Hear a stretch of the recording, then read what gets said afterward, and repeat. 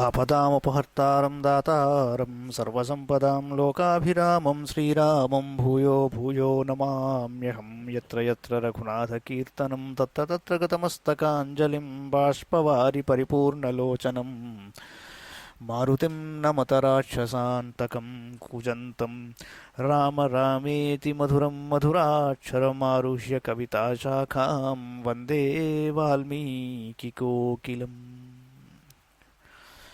వాల్మీకి రామాయణంలోని యుద్ధకాండలోని 38వ సర్గలో ఉన్నాం. సతు కృత్వా సువేలస్య మతిం ఆరోహణం ప్రతి లక్ష్మణానుగతో రామ సుగ్రీవం ఇదమబ్రవీత్. విభీషణం చ ధర్మజ్ఞం అనురక్తం నిశాచరం మంత్రజ్ఞం చ విధిజ్ఞం చ శ్లష్ణయా పరయా గిరా. యుద్ధధర్మం గురించి బాగా ఎరిగిన శ్రీరాముడు అందరితో చర్చించి సువేల పర్వతం మీదకి వెళ్ళాలని నిశ్చయించుకున్నారు అందరూ. సువేలం సాధు శైలేంద్రం ఇమం ధాతు శతైశ్చితం అధ్యారోహామహే సర్వే వత్స్యామోత్ర నిశామిమాం లంకాం చాలోకయిష్యామో నిలయం తస్య రక్షసః ఏన మే మరణాంతాయ హృతా భార్యా దురాత్మన ఏన ధర్మో న విజ్ఞాతో न तद्वृत्तं कुलं तथा राक्षस्या नीचया बुद्ध्या येन तद्गर्हितं कृतं तस्मिन् मे वर्तते रोषः कीर्तिते राक्षसाधमे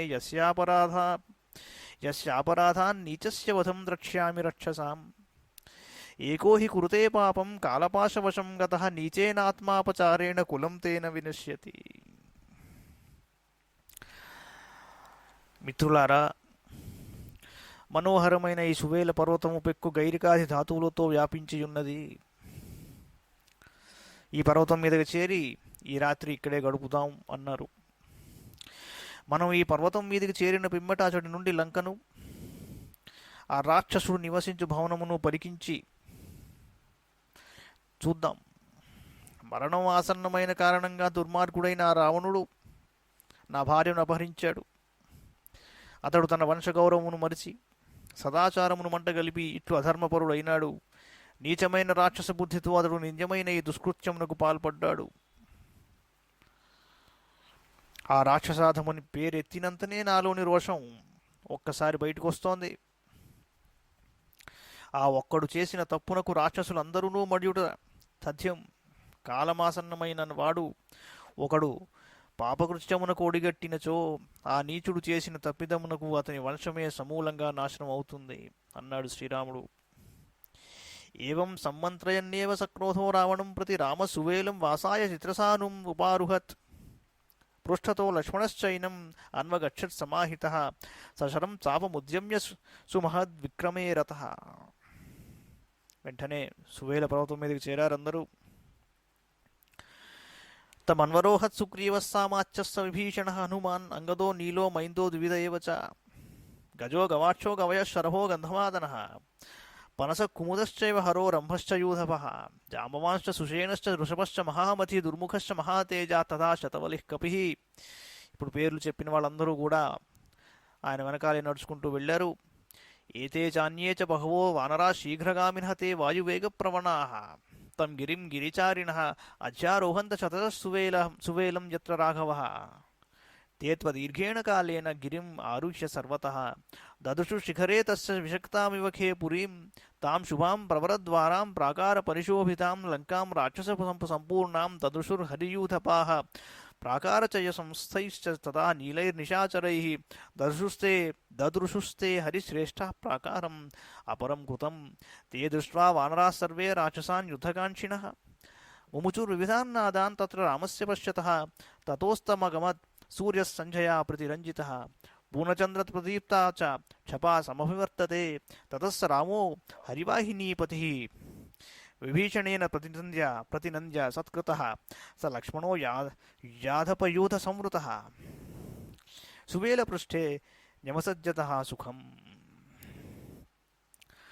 కోటగోడలపై చేరియున్న నల్లని రాక్షసులు మరో ప్రాకారంగా కనిపిస్తున్నారట. వారి నెల్లరను ఆ కపివరులు గమనించారు. ఆ వానరులు అందరూ యుద్ధకాంక్షతో అచట నిలిచియున్న రాక్షసులను గమనించిన తరువాత శ్రీరాముడు చూస్తుండగానే కోలాహలం మొదలుపెట్టారు. ఇంతలో సంధ్యారుణ కాంతులకు ఎర్రబారిన సూర్యుడు అస్తమించాడు. నిండు చంద్రుని కాంతులు వెళ్ళి విరిశాయి. వానరసేనకు సర్వాధికారి అయిన శ్రీరాముని విభీషణుడు అభినందనలతో గౌరవించాడు. తర్వాత రఘువరుడు లక్ష్మణ సహితుడై సేనానాయకులు మున్నగు వారితో కూడి సువేలగిరి సానువులపై హాయిగా నివసించాడు. ఇత్యార్షే శ్రీమద్ రామాయణే వాల్మీకి ఆదికావ్యే యుద్ధకాండే 38 సర్గః. తాం రాత్రిం ముషితాస్తత్ర సువేలే హరిపుంగవాహ లంకాయాం దదృశుర్వీరా వనాన్యుపవనాని చ సౌమ్యాని రమ్యాని విశాలాన్యాయతాని చ దృష్టిరమ్యాని తే దృష్ట్వా బహూవుర్జాత విస్మయాః. ఉదయమే లేచి ఒకసారి చుట్టుపక్కల ఆ రమణీయమైన ప్రాంతాన్ని సందర్శించారు వాళ్ళు.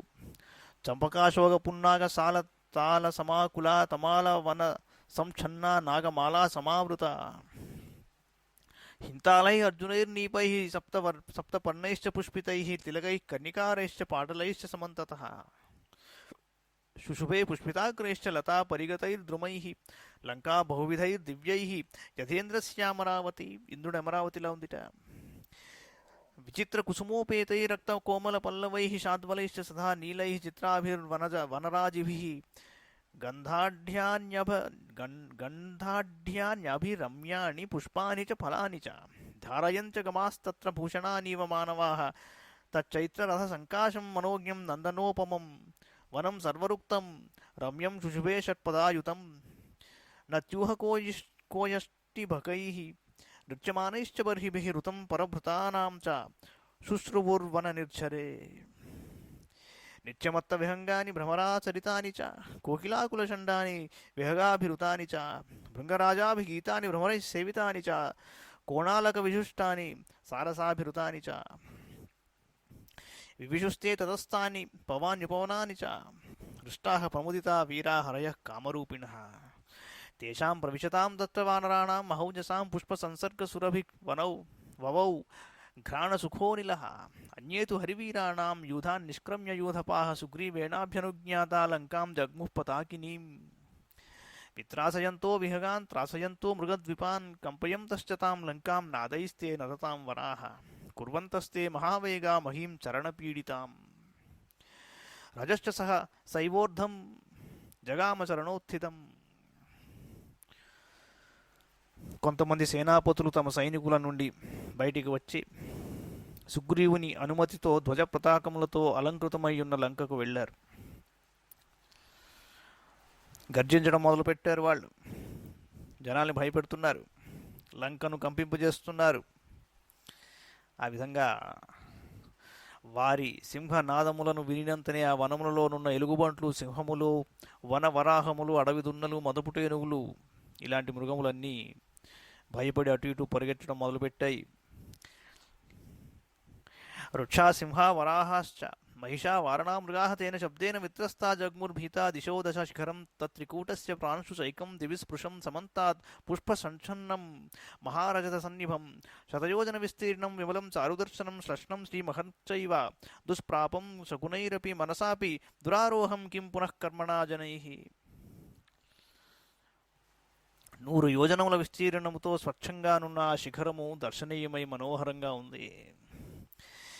నివిష్టా తత్ర శిఖరే లంకా రావణపాలితా శతయోజన విస్తీర్ణాతిని సద్యోజనమాయత సా పురీ గోపురైరుచ్చైః పాండురాంబుద సన్నిభైః కాంచనేన చ సాలేన రాజతేన చ శోభిత ప్రాసాదైశ్చ విమానైశ్చ లంకా పరమభూషిత ఘనైరివాతపాపాయే మధ్యమం వైష్ణవం పదం యస్యాం స్తంభసహస్రేణ ప్రాసాద సమలంకృతః కైలాసశిఖరాకారో దృశ్యతే ఖమివోల్లిఖన్ చైత్య సరాక్షసేంద్రస్య బభూవ పురభూషణం బలేన రక్షసాం నిత్యం యః సమగ్రేణ రక్షతే.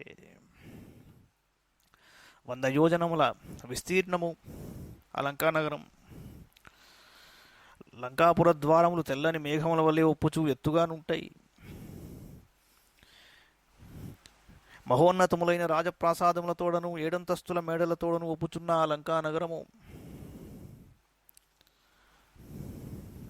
వర్షాకాల ప్రారంభమున దట్టమైన మేఘములచే వ్యాప్తమైన ఆకాశం వలె విరాజిల్లుతూ ఉంటుంది. ఆ రాజభవనమును వివిధములకు ఆయుధములతో ఒప్పుచుండెడి రాక్షస సైనికులు నిరంతరం రక్షిస్తూ ఉంటారు. మనోజ్ఞాం కాననవతీం పర్వతైరుపశోభితాం నానాధాతు విచిత్రైశ్చ ఉద్యానైరుపశోభితాం నానావిహంగ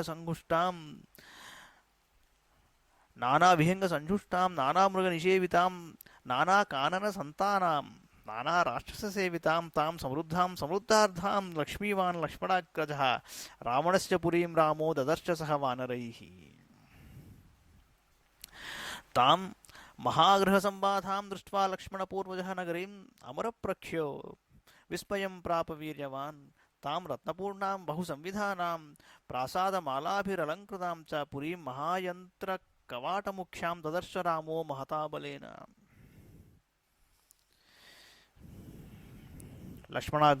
లక్ష్మణాగ్రజుడైన శ్రీరాముడు వానరులందరితో కూడి ఒక్కసారి అద్భుతమైన లంకా నగరాన్ని చూశాడు. పరాక్రమశాలియు దేవతుల్యుడును అయిన రఘురాముడు పెద్ద పెద్ద భవనములతో నిండియున్న ఆ నగరమును చూసి ఎంతో ఆశ్చర్యపడ్డాట. అందలి నవవిధములకు రత్నములు మొదలగు శ్రేష్ఠ వస్తువులను రాక్షసులు రక్షిస్తున్నారు. బారులు తీరిన ప్రాసాదములతో అది శోభిల్లుతోంది. యంత్రయుక్తములైన ద్వారముతో అలరారుచున్న ఆ నగరమును శ్రీరాముడు తన వానర బలములతో గూడి తిలకించాడు. ఇత్యాశ్రీ శ్రీమద్ రామాయణే వాల్మీకి ఆదికావ్య యుద్ధకాండే 39 సర్గః. తతో రామः సువేలాగ్రం యోజనద్వయమండలం ఆరురోహ స సుగ్రీవో హరియూథపసంవృతః స్థిత్వా ముహూర్తం తత్రైవ దిశోదశ విలోకయన్ త్రికూటశిఖరే రమ్యే నిర్మితాం విశ్వకర్మణ దదర్శ లంకాం శూన్యస్తాం రమ్యకానన శోభితాం తస్యాం గోపుర శృంగస్థం రాక్షసేంద్రం దురాసతం. ఆ సువేల శిఖరం మీద నుంచి చూశారు. చూస్తే అక్కడ ఒక బాల్కనీ లాంటి ప్లేస్లో రావణాసురుడు కూర్చుని ఒక్కసారి శ్రీరాముడికి కనిపించాడు. పరిచారకులు ఆయనకు సేవలు చేస్తున్నారు. అటు ఇటు చామరములతో వీస్తున్నారు వాళ్ళు. శ్వేత చామర పర్యంతం విజయఛత్ర శోభితం రక్తచందన సంలిప్తం రత్నాభరణ భూషితం నీలజీమూత సంకాశం హేమ సంఛాదితాంబరం ఐరావత విషాణాగ్రై ఉత్కృష్టకిణవక్షసం శశలోహితరాగేణ సంవీతం రక్తవాససా సంధ్యాతపేన సంవీతం మేఘరాశిమివాంబరే. అతడు విజయ సూచకమైన ఛత్రఛాయలో ఉన్నాడు. శరీరం మీద ఎర్రచందనం పూశారు. రత్నాభరణములు ధరించి ఉన్నాడాయన. నల్లని మేఘం వలె ఒప్పుచున్న అతడు బంగారు పట్టు వస్త్రములను ధరించి ఉన్నాడు. విశాలమైన అతని వక్షస్థలమునందు ఐరావతము యొక్క రాపిడి గుర్తులు కనిపిస్తున్నాయి. కుందేలు రక్తం వంటి ఎర్రని ఉత్తరీయమును ధరించుచున్న అతడు ఆకాశమునందు సంధ్యారుణ కాంతులతో ఆవరింపబడిన మేఘరాశి వలె వెలసిల్లుచున్నాడు. వర్ణన చూడండి. సంధ్యాతపేన సంవీతం మేఘరాశి మివాంబరే అంటాడు. పశ్యతాం వానరేంద్రాణం రాఘవస్యాపి పశ్యతః దర్శనాత్ రాక్షసేంద్రస్య సుగ్రీవः సహసోత్థితః క్రోధవేగేన సంయుక్తస్తత్వేన చ బలేన చ అచలాగ్రాదసోత్థాయ పుప్లువే గోపురస్థలే స్థిత్వా ముహూర్తం సంప్రేక్ష్య నిర్భయేనాంతరాత్మనా తృణీకృత్య చ తద్రక్షస్వబ్రవీత్ పరుషం వచః లోకనాథస్య రామస్య సఖా దాసోస్మి రాక్షస నమయా మోక్షసేజ్య త్వం పార్థివేంద్రస్య తేజస అన్నాడు. ఇక్కడ ఒక చిన్న తమాషా ఏంటంటే, చూడ్డానికి ఎలా ఉంటుందంటే ఆ దృశ్యం, మానవమాత్రుడు అనుకుంటూ శ్రీరాముడు తన తమ్ముడితో కూడి వానర సైన్యాన్ని తీసుకుని వచ్చి ఒక్కసారి అటు రాక్షస బలం, దాని వైభవం, ఆ లంకా నగరం, దాన్నంతా సువేల శిఖరం మించి వచ్చి నిలబడి చూశాడు. ఇలాగా ఒకసారి కల్పన చేసి చూడండి. మామూలుగా కళ్ళ ముందర చూస్తే ఎంత అన్యాయంరా ఇది అనిపిస్తూ ఉంటుంది. అంటే రాక్షస బలాన్ని, ఆ పశుబలాన్ని వాడుకుని మాయాజాలాన్ని వాడుకుని ఒక మానవుడి భార్యని ఎత్తుకెళ్ళిపోయాడు ఈ రావణాసురుడు.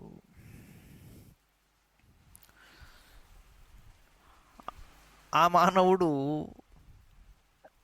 వానరుల్ని తీసుకుని యుద్ధం చేయడానికి లంకా నగరము దగ్గరికి వచ్చి నిలబడి చూస్తున్నారు. చూస్తున్నాడు ఇలాగా. చూస్తుండగా ఆ బాల్కనీలో ఆ దుష్టుడు దుర్మార్గుడు అలా కూర్చుని ఉన్నాడు. వింజామరలతో వీస్తున్నారు. నల్లని మేఘంలా ఉన్నాడు. కుందేలు రక్తం రంగులో ఉన్న ఎర్రటి ఒక వస్త్రం ధరించాడు, అంగవస్త్రం. బంగారు ఆభరణాలన్నీ ధరించాడు. పట్టు పీతాంబరాలు ధరించాడు. అలా ఒక్కసారి వాడిని చూసేసరికి రకరకాల స్పందనలు వీళ్ళల్లో కలిగాయి. వీడి వల్ల కదా ఇంత దారుణం జరిగింది, ఇంత దూరం వచ్చింది కదా, అమ్మా ఎంత దుర్మార్గుడవురా నువ్వు అని ఎవరి బ్యాక్గ్రౌండ్ ప్రకారం, ఎవరి వైబ్రేషన్ ప్రకారం వాళ్ళు రియాక్ట్ అయ్యారు. అయితే రాక్షసరాజైన రావణుడు కనబడినంతనే రఘువీరుడు, వానర్ ప్రముఖ యోధులు చూచుచుండగానే సుగ్రీవుడు ఒక్క ఉదుటున తన ఆసనము నుండి లేచి ఆ క్షణముననే అతడు క్రోధంతో ఊగిపోవచ్చు శారీరకముగా మానసికముగా సర్వసన్నద్ధుడై సువేల పర్వతాగ్ర భాగము నుండి ఎగిరి లంకానగర ద్వారం మీద వాలాడు సుగ్రీవుడు. ఆయన ఆపుకోలేకపోయాడు. అతడు ఆ గోపురము పైన క్షణకాలం ఆగి ఆ రాక్షసుణ్ణి చూశాడు. వెంటనే రావణుని గడ్డిపరకగా భావిస్తూ స్థిరచిత్తుడై అతడితో ఒక మాట అన్నాడు. రాక్షస, నేను జగన్నాథుడైన శ్రీరామచంద్రునకు మిత్రుడను, దాసుడను. ఆ నరేంద్రుని అనుగ్రహ ప్రభావమున నేను నిన్ను హతమార్చి తీర్తాను. ఇక నువ్వు తప్పించుకొని పోజాలవు అన్నట్టు సుగ్రీవుడు ఒక్కడే వెళ్ళిపోయాడు అక్కడికి. ఇత్యుక్త్వా సహసోత్పత్య పుప్లువే తస్య చోపరి ఆకృష్య మకుటం చిత్రం పాతయిత్వా పదద్భువి. సుగ్రీవుడిలా పలికిన వెంటనే ఒక్క గంతులో అతని మీదకి దూకాడు. ఆ రావణాసురుడి కిరీటం లాగి నేల మీద కొట్టాడు. ఈ ఘట్టం నారద మహర్షి వాల్మీకి మహర్షికి సంక్షిప్తంగా రామాయణం చెప్పినప్పుడు ఈ ఘట్టం ప్రత్యేకంగా పేర్కొంటాడు. చివర్లో వస్తుంది. సమీక్ష తూర్ణం ఆయాంతం ఆభభాషే నిశాచర సుగ్రీవస్వం పరోక్షం మే హీనగ్రీవో భవిష్యసి. వెంటనే రావణాసురుడు సుగ్రీవుడితో అంటాడు, సుగ్రీవ, ఇంతవరకును నీవు నా కంటపడలేదు, అంచేత సుగ్రీవుడవుగా మిగిలి ఉన్నావు. సుగ్రీవుడు అంటే మంచి శిరస్సు ఉన్నవాడు అని అర్థం. ఇక ఇప్పుడే హీనగ్రీవుడవు అవుతావు అన్నాడు. అంటే నీ తల తెగిపోతుంది అన్నాడు. ఇత్యుక్తోత్థాయతం క్షిప్రం బాహుభ్యాం ఆక్షిపత్ తలే కంతువత్తం సముత్థాయ బాహుభ్యాం ఆక్షిపద్ధరి పరస్పరం స్వేద విదిగ్ధ గాత్రౌ పరస్పరం శోణిత దిగ్ధదేహౌ పరస్పరం శ్లిష్ట నిరుద్ధ చేష్టౌ పరస్పరం శాల్మలి కింశుకౌ యథా. వెంటనే ఇద్దరు యుద్ధంలోకి దిగిపోయారు. ద్వంద్వ యుద్ధం. ముష్టిఘాతాలు చేసుకుంటున్నారు. రక్తసిక్తములవుతున్నాయి శరీరాలు. ముష్టి ప్రహారైశ్చ తల ప్రహారై అరత్నిఘాతైశ్చ కరాగ్రఘాతై తౌ చక్రతుర్యుద్ధమసహ్యరూపం మహాబలో వానర రాక్షసేంద్రౌ కృత్వా నియుద్ధం భృశముగ్రవేగౌ కాలం చిరం గోపురవేది మధ్యే ఉక్షిప్య చాక్షిప్య వినమ్య దేహౌ పాదక్రమాద్ గోపురవేది లగ్నౌ అన్యోన్యమావిచ్య విలగ్న దేహౌ తౌ పేతతుస్సాల నిఖాత మధ్యే. పిడికిళ్లతో గుద్దుకుంటూ, అరచేతులతో చరుచుకొనుచు, మోచేతులతో పొడుచుకుంటూ, చేతులతో బాదుకొనుచు తట్టుకొనలేనంతగా పోరు సల్పారిద్దరు. తీవ్రమైన వేగము గల ఇద్దరును ఆ మేడ మధ్య భాగమున చాలాసేపు మల్లయుద్ధం చేశారట. ఒకరి శరీరాన్ని మరి ఒకరు ఎత్తి కింద పడేస్తూ లాగుతూ వంచుతున్నారట. ద్వంద్వయుద్ధమునకు అనువగు పాద విన్యాసములను గావిస్తున్నారు. వారు ఒకరినొకరు బాహువులతో బంధించుకొనుచు నేల మీద పడిపోయారట. ఉద్భేదతుర్భూతలమస్పృశంతౌ స్థిత్వా ముహూర్తం వినిశ్వసంతౌ ఆలింగ్య చావల్య చ బాహుయోక్త్రైః సంయోజయామాస తు రాహవే తౌ సంరంభ శిక్షా బల సంప్రయుక్తౌ సంచేరతు సంప్రతి యుద్ధ మార్గైః శార్దూల సింహావివ జాతదర్పౌ గజేంద్ర పోతావివ సంప్రయుక్తౌ సంహత్య చాపీజ్య చ తావురోభ్యాం నిపేతతుర్వై యుగపద్ధరణ్యాం ఉద్యమ్య చాన్యోన్యం అధిక్షిపంతౌ సంచక్రమాతే బహుయుద్ధ మార్గైః వ్యాయామ శిక్షాబల సంప్రయుక్తౌ క్లమం నతౌ జగ్మతురాశు వీరౌ బాహూత్తమైర్వారణాభైః నివారయంతౌ వరవారణాభౌ చిరేణ కాలేన తు సంప్రయుక్తౌ సంచేరతుర్మండల మార్గమాశు తౌ పరస్పరమాసాజ్య యత్తావన్యోన్యసూదనే మార్జారావివ భక్ష్యార్థే వితస్థాతే ముహుర్ముహు. మళ్ళీ పైకెగిరారు. క్షణకాలం ఎదురెదురుగా నిలబడ్డారు.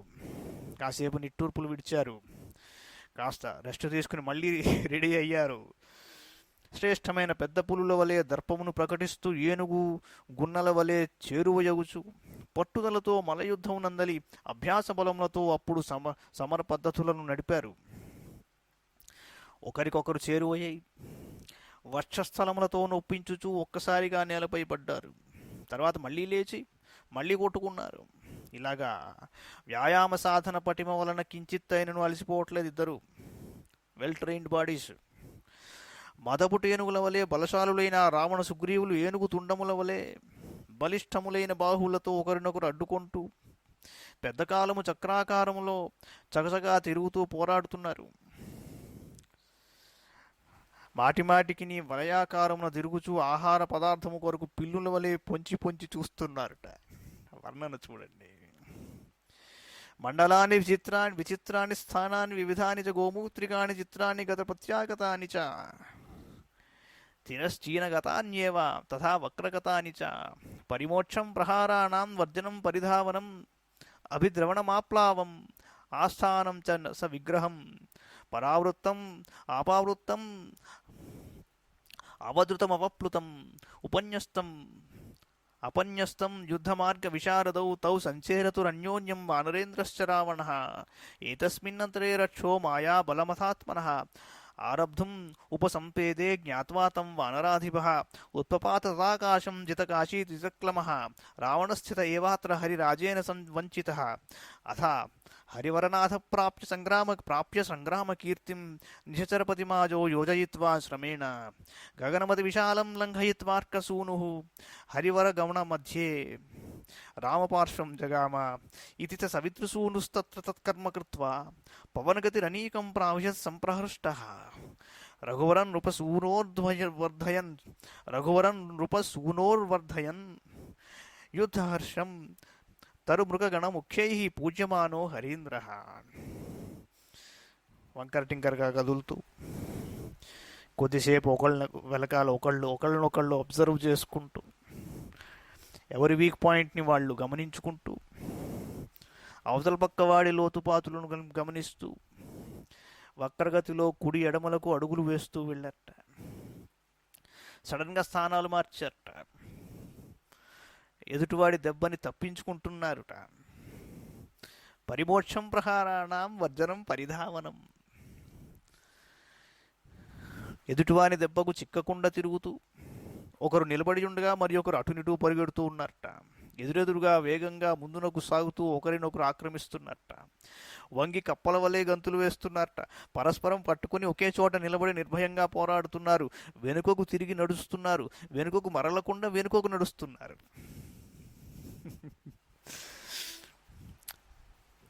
ఎదుటివాణిని పట్టుకొనదలచి శరీరమును కుంచింపజేయుచు వంగి ముందునకు పరుగెడుతున్నారు. ప్రతియోధుని తన్నుటకై అధోముఖులై సాగుచున్నారు. విరోధి యొక్క చేతులను ఒడుపుతో పట్టుకొనుటకై తమ చేతులను చాచుచున్నారు. విరోధికి పట్టుబడకుండా తమ చేతులను వెనుకకు తీసుకొనుచున్నారు. ఈ విధంగా రావణ సుగ్రీవులు మల్లయుద్ధం చేశారు.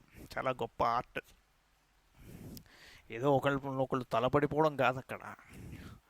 చాలా గొప్ప ఆర్ట్ మల్లయుద్ధం అన్నది. ఈ లోపల రాక్షసరాజు తన మాయాశక్తిని ప్రయోగించుటకు సన్నద్ధుడయ్యాడు. ఇది చాలా ఆశ్చర్యకరమైన ఘట్టమే కాదు, చాలా చాలా ప్రధానమైన ఘట్టం యుద్ధకాండలో. చాలా చోట్ల ఇది ప్రస్ఫుటంగా అందరి ముందరికి రాలేదు ఈ ఘట్టం. సుగ్రీవుడు ఒక్కడు వెళ్ళిపోయి రావణాసురుడితో తలపడ్డం అన్నది. ఇక్కడ ఎంతోసేపు ఒకళ్ళనొకళ్ళు పరీక్షించుకుని యుద్ధం చేసి చేసి చేసి ఆ క్షణం మాయా యుద్ధంలోకి దిగిపోయాడు రావణాసురుడు. The point to be noted. సుగ్రీవుడు అతని ప్రయత్నమును గమనించాడు. చూడండి, జయోత్సాహంతో అవలీలగా ఆకాశమునకు ఎగిరిపోయాడు. వెంటనే వీడింక మాయలోకి దిగుతున్నాడు అని తెలుసుకుని, చాలా తెలివిగలవాడు సుగ్రీవుడు. సుగ్రీవుని ఎత్తుగడతో తన ప్రయత్నము వమ్ము కాగా రావణుడు ఏమీ తోచని వాడి అలా నిలబడిపోయి చూస్తూ ఉండిపోయాడు. అంతటా వానర ప్రభువు యుద్ధరంగమున రావణుని ముప్పు తిప్పలు పెట్టి విజయమును సాధించిన కీర్తిని పొందాడు. పిమ్మట రవిసుతుడు విశాలమైన ఆకాశమునకు ఎగిరి వానరయోధుల మధ్యనున్న శ్రీరాముని పక్కడికి వెళ్ళి నిలబడ్డాడు. ఈ విధంగా సుగ్రీవుడు ఒక అద్భుత కార్యమును సాధించి మిక్కిలి సంతోషంతో వాయువేగమున తన సేనను చేరాడు. అతడు శ్రీరాముని యుద్ధోత్సాహమును ఇనుమడింపజేశాడు. అప్పుడు వానర ప్రముఖులు ఆయనను వేణోళ్ల పొగిడారు. ఇత్యాశ్ర శ్రీమద్ రామాయణే వాల్మీకియే ఆదికావ్యే యుద్ధకాండే 40 సర్గః. ఈ 40వ సర్గ యొక్క ప్రాశస్త్యం ఏమిటి అని చాలామంది అడుగుతారు. ఎందుకు అలా చేశాడు సుగ్రీవుడు? ఇక్కడ ఒక సైన్యం ఉన్నది కదా, శ్రీరాముడు, లక్ష్మణుడు, విభీషణుడు, చాలామంది ఉన్నారు ఇక్కడ. ఒక్క రావణాసురుణ్ణి అక్కడ చూసి సువేల శిఖరాగ్రం మీద నుంచి ఒక్క దూకేసి అక్కడికి వెళ్ళిపోయి ఆ గోడ మీద నిలబడి అతనితో తలపడ్డం, చాలాసేపు పోరాటం జరిగిన తరువాత రావణాసురుడు మాయాయుద్ధంలోకి దిగడం, వెంటనే అది గమనించి సుగ్రీవుడు వెనక్కి వచ్చేయడం, ఇది కావ్యంలో ఈ ఘట్టం యొక్క ప్లేస్మెంట్ ఏమిటి? What does it indicate?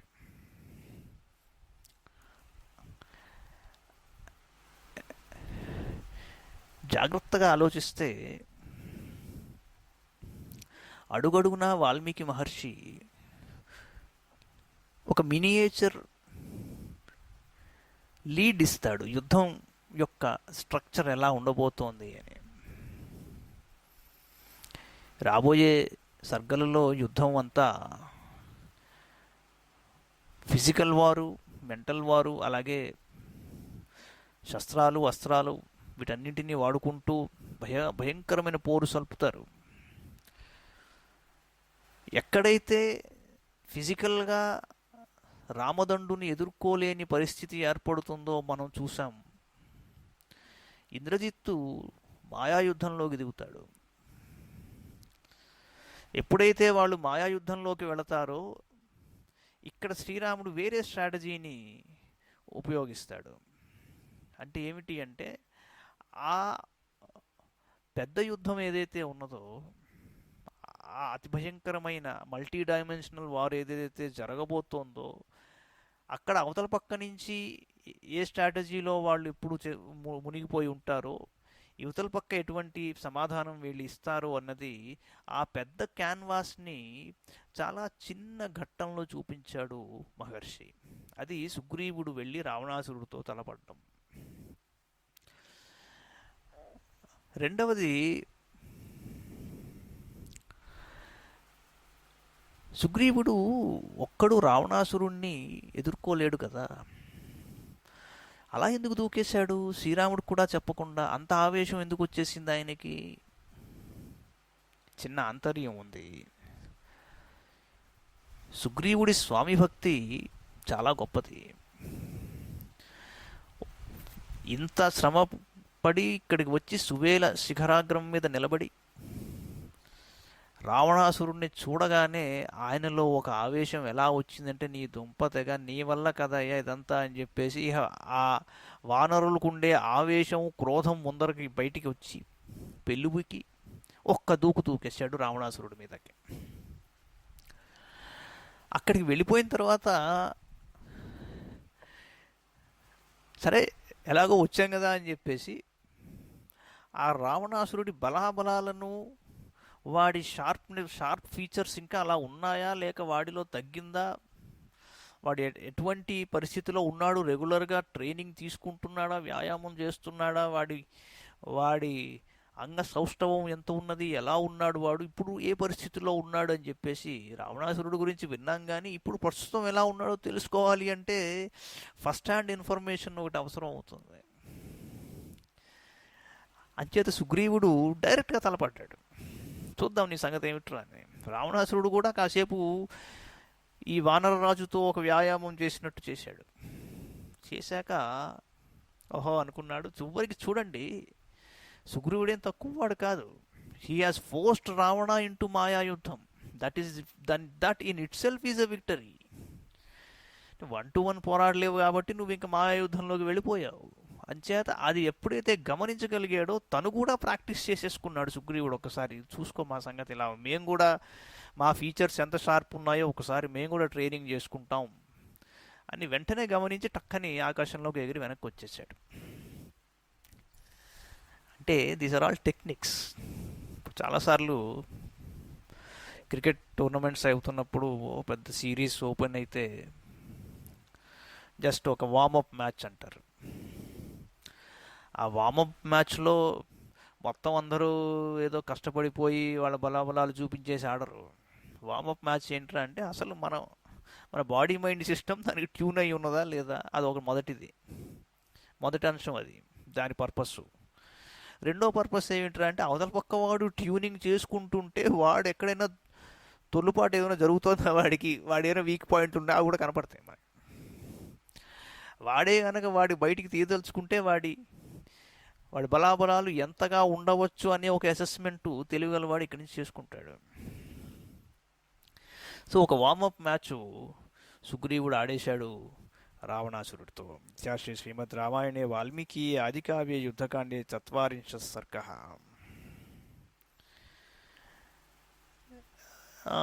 ఈ 40వ సర్గం మీద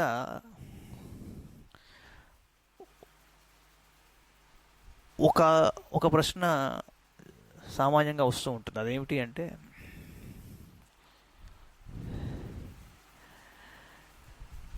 సుగ్రీవుడు కేవలం ఆవేశంలో వెళ్ళిపోయాడా, లేక ఇంకేదైనా ప్రదర్శించేందుకు వెళ్ళిపోయాడా అక్కడికి, శ్రీరాముడికి ఏమన్నా చెప్పాలనుకున్నాడా దీని ద్వారా అన్న ప్రశ్న కూడా వస్తూ ఉంటుంది.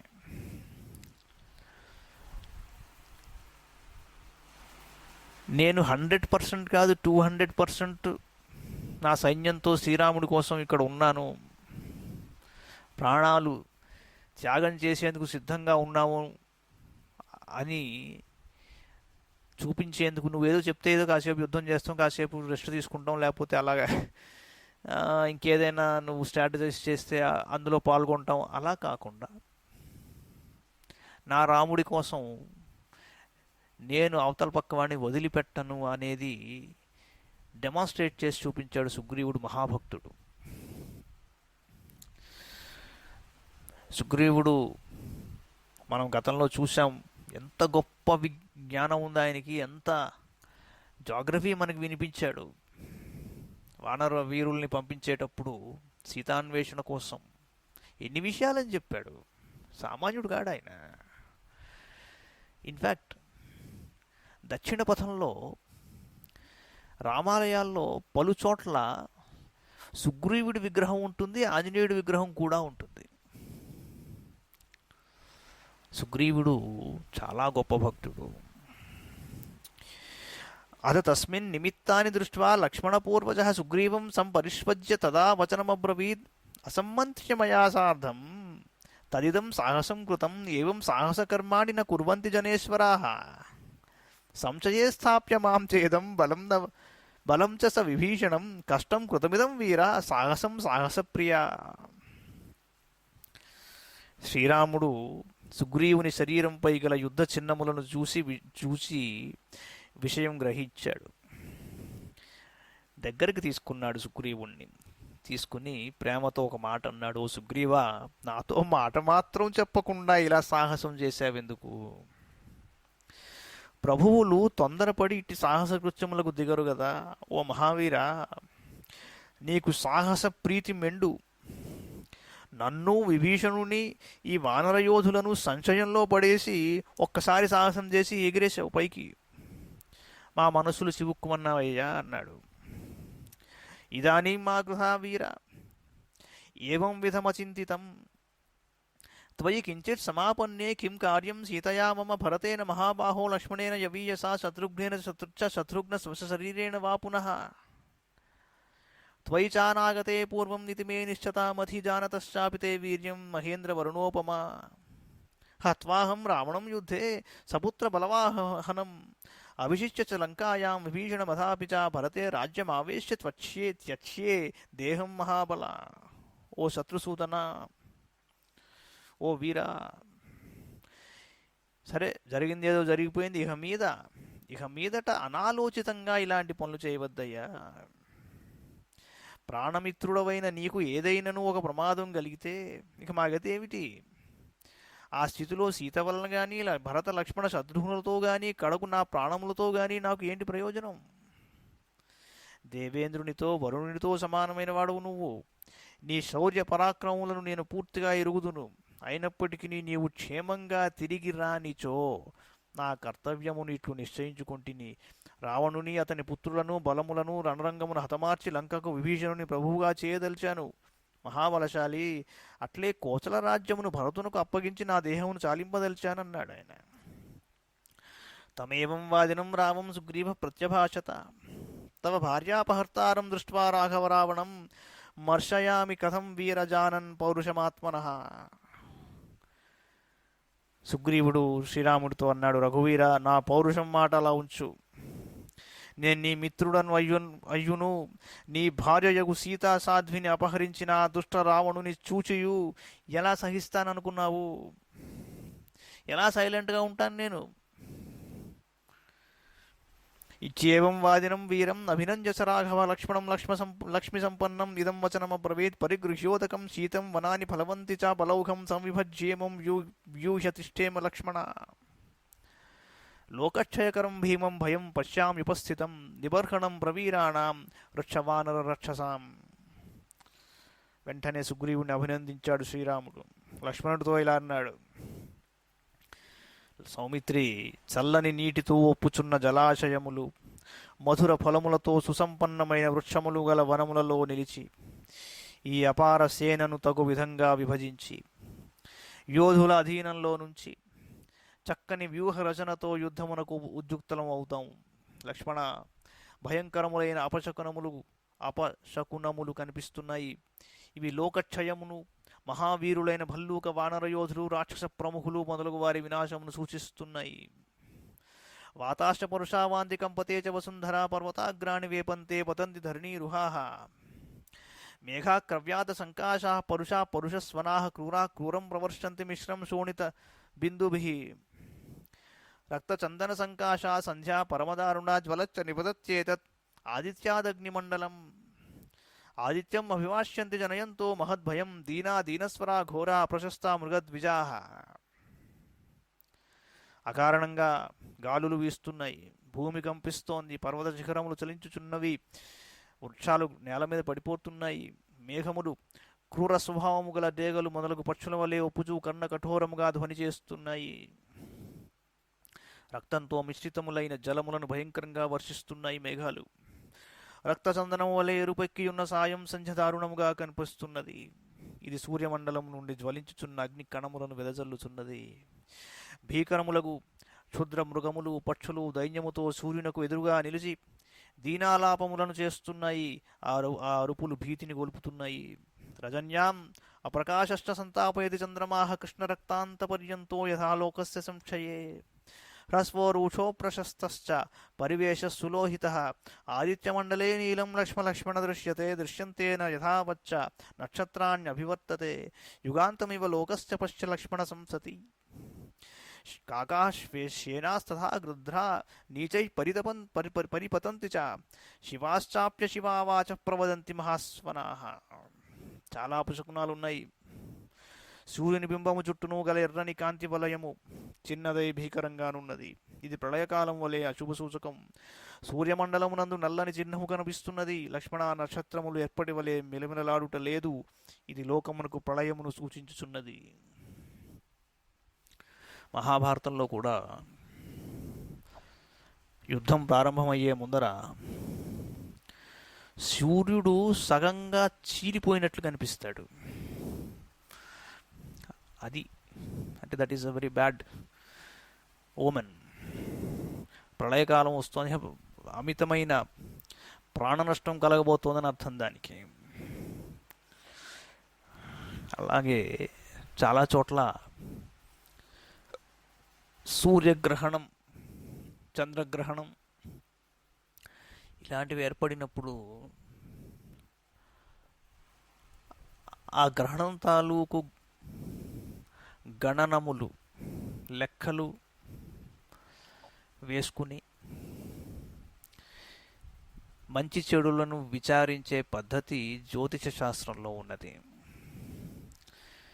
ఇది ఎలా ఉంటుంది, దీనివల్ల ఎవరికి ఇబ్బంది అన్నది. ఎందుకంటే ఇది కారణం. ఎందుకంటే ప్రాణకోటిని సృజించి వాటిని పోషించి వాటిని కాపాడే బాధ్యతలు నిర్వహిస్తున్న సూర్యుడు, చంద్రుడు వంటి గ్రహాలకు ఎప్పుడైతే గ్రహణం ఏర్పడుతుందో ఖచ్చితంగా ప్రాణకోటి మీద ఒక్కో ప్రాంతంలో ఒక్కో విధంగా ఆ ప్రభావం ఉంటుందన్నమాట. ముఖ్యంగా గ్రహణం అంటే చాలా సింపుల్ లాజిక్, 3 లైన్లోకి వస్తాయి కాబట్టి. లైన్లోకి రావడం అంటే స్ట్రేట్ లైన్లోకి వస్తున్నాయి. Straight line is the shortest distance between 2 points. So భూమి, సూర్యుడు, చంద్రుడు ముగ్గురు కూడా ఒక స్ట్రేట్ లైన్లోకి వచ్చారంటే దాని అర్థం ఏమిట్రా అంటే ముగ్గురు చాలా దగ్గరగా వచ్చారని అర్థం. అలా దగ్గరగా వచ్చినప్పుడు దేర్ ఇస్ ఎ సినర్జీ. అంటే ఈ ఎనర్జీస్ ఎక్స్చేంజ్ అవుతాయి. దీనిని ఫిజిక్స్లో సినర్జీ అంటారు.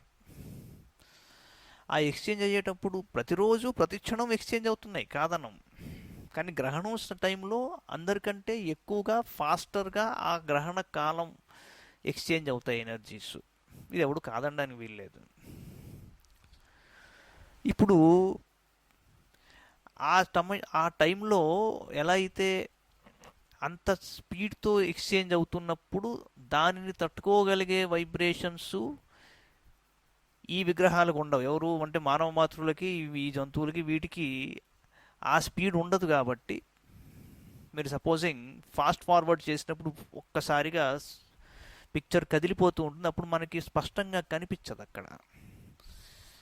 అదేవిధంగా ఈ ఎనర్జీస్ అంత స్పీడ్తో సినర్జైజ్ అవుతున్నప్పుడు దానిని అబ్జార్బ్ చేసుకునే శక్తి మానవులకి ఉండదు. కాబట్టి కొన్ని ప్రక్రియలను పెద్దలు సూచించారన్నమాట. టోటలీ సైన్సే అది.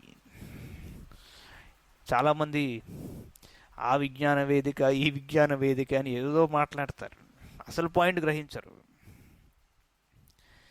దీని తర్వాత అంచేత ఏమిటంటే మామూలుగా ఒక స్టేబుల్ సిట్యుయేషన్లో జీవన విధానాన్ని సాగించే వాళ్ళకి ఒక డీస్టెబిలైజింగ్ ఫ్యాక్టర్ దీనివల్ల ఏర్పడుతుంది. కాబట్టి ఆ రెండింటిని రిలేట్ చేసుకుని మరల మీరు ఒక థర్మోస్టాట్ వల్ల ఇంకో ఏదో డివైస్ వల్ల ఎలా అయితే మనం మళ్ళీ స్టెబిలైజ్ చేసుకుంటామో ఆ స్టెబిలైజ్ చేసుకునే పద్ధతులే జపతపాలు, హోమాలు లాంటివి. అంతేగాని ఏదో రాహు వెళ్ళి మింగేశాడు, కేతు వెళ్ళి ఇది ఎవరు చెప్పలా. రాహుగ్రస్తం, కేతుగ్రస్తం అన్నారు. అంటే ఇప్పుడు సూర్యగ్రహణం మనం సంభవించినప్పుడు రాహు మిథునంలో ఉన్నాడు, రాహుగ్రస్తం అన్నారు. ఈ రెండు shadows, the combined shadows of all planets, ఆ నీడలు ఒక కత్తెర ఆకారంలో ఉంటాయి. కాబట్టి ఒక పక్క రాహువుని, ఒక పక్క కేతువు అని చెప్పారు. ఇంతే జరిగింది. సో అవన్నీ గ్రహాలు క్లాక్ వైజ్ తిరుగుతుంటే ఇవి నీడలు కాబట్టి they have to go anti clock wise. As simple as that.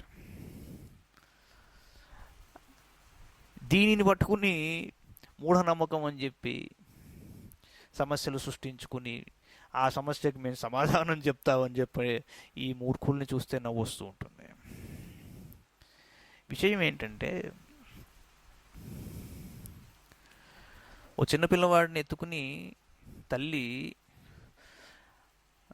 ఇంటి బయట కాసేపు నిద్రపుచ్చేందుకు అలా తిప్పుతోందిట. ఇంతలో లైట్లు పోయాయట, ఫుల్ డార్క్ అయిపోయింది. వెంటనే పిల్లవాడు భయపడి ఆడవడం మొదలుపెట్టాడు. మళ్ళీ ఏదో పాట పాడి కాసేపు ఏం లేదు నేను ఉన్నానని, ఏం భయపడకు భయపడకుంటూ మళ్ళీ అలా తిప్పుతోంది. ఇంతలో అంత చీకట్లో ఆకాశంలో ఒక మెరుపు మెరిసిందిట.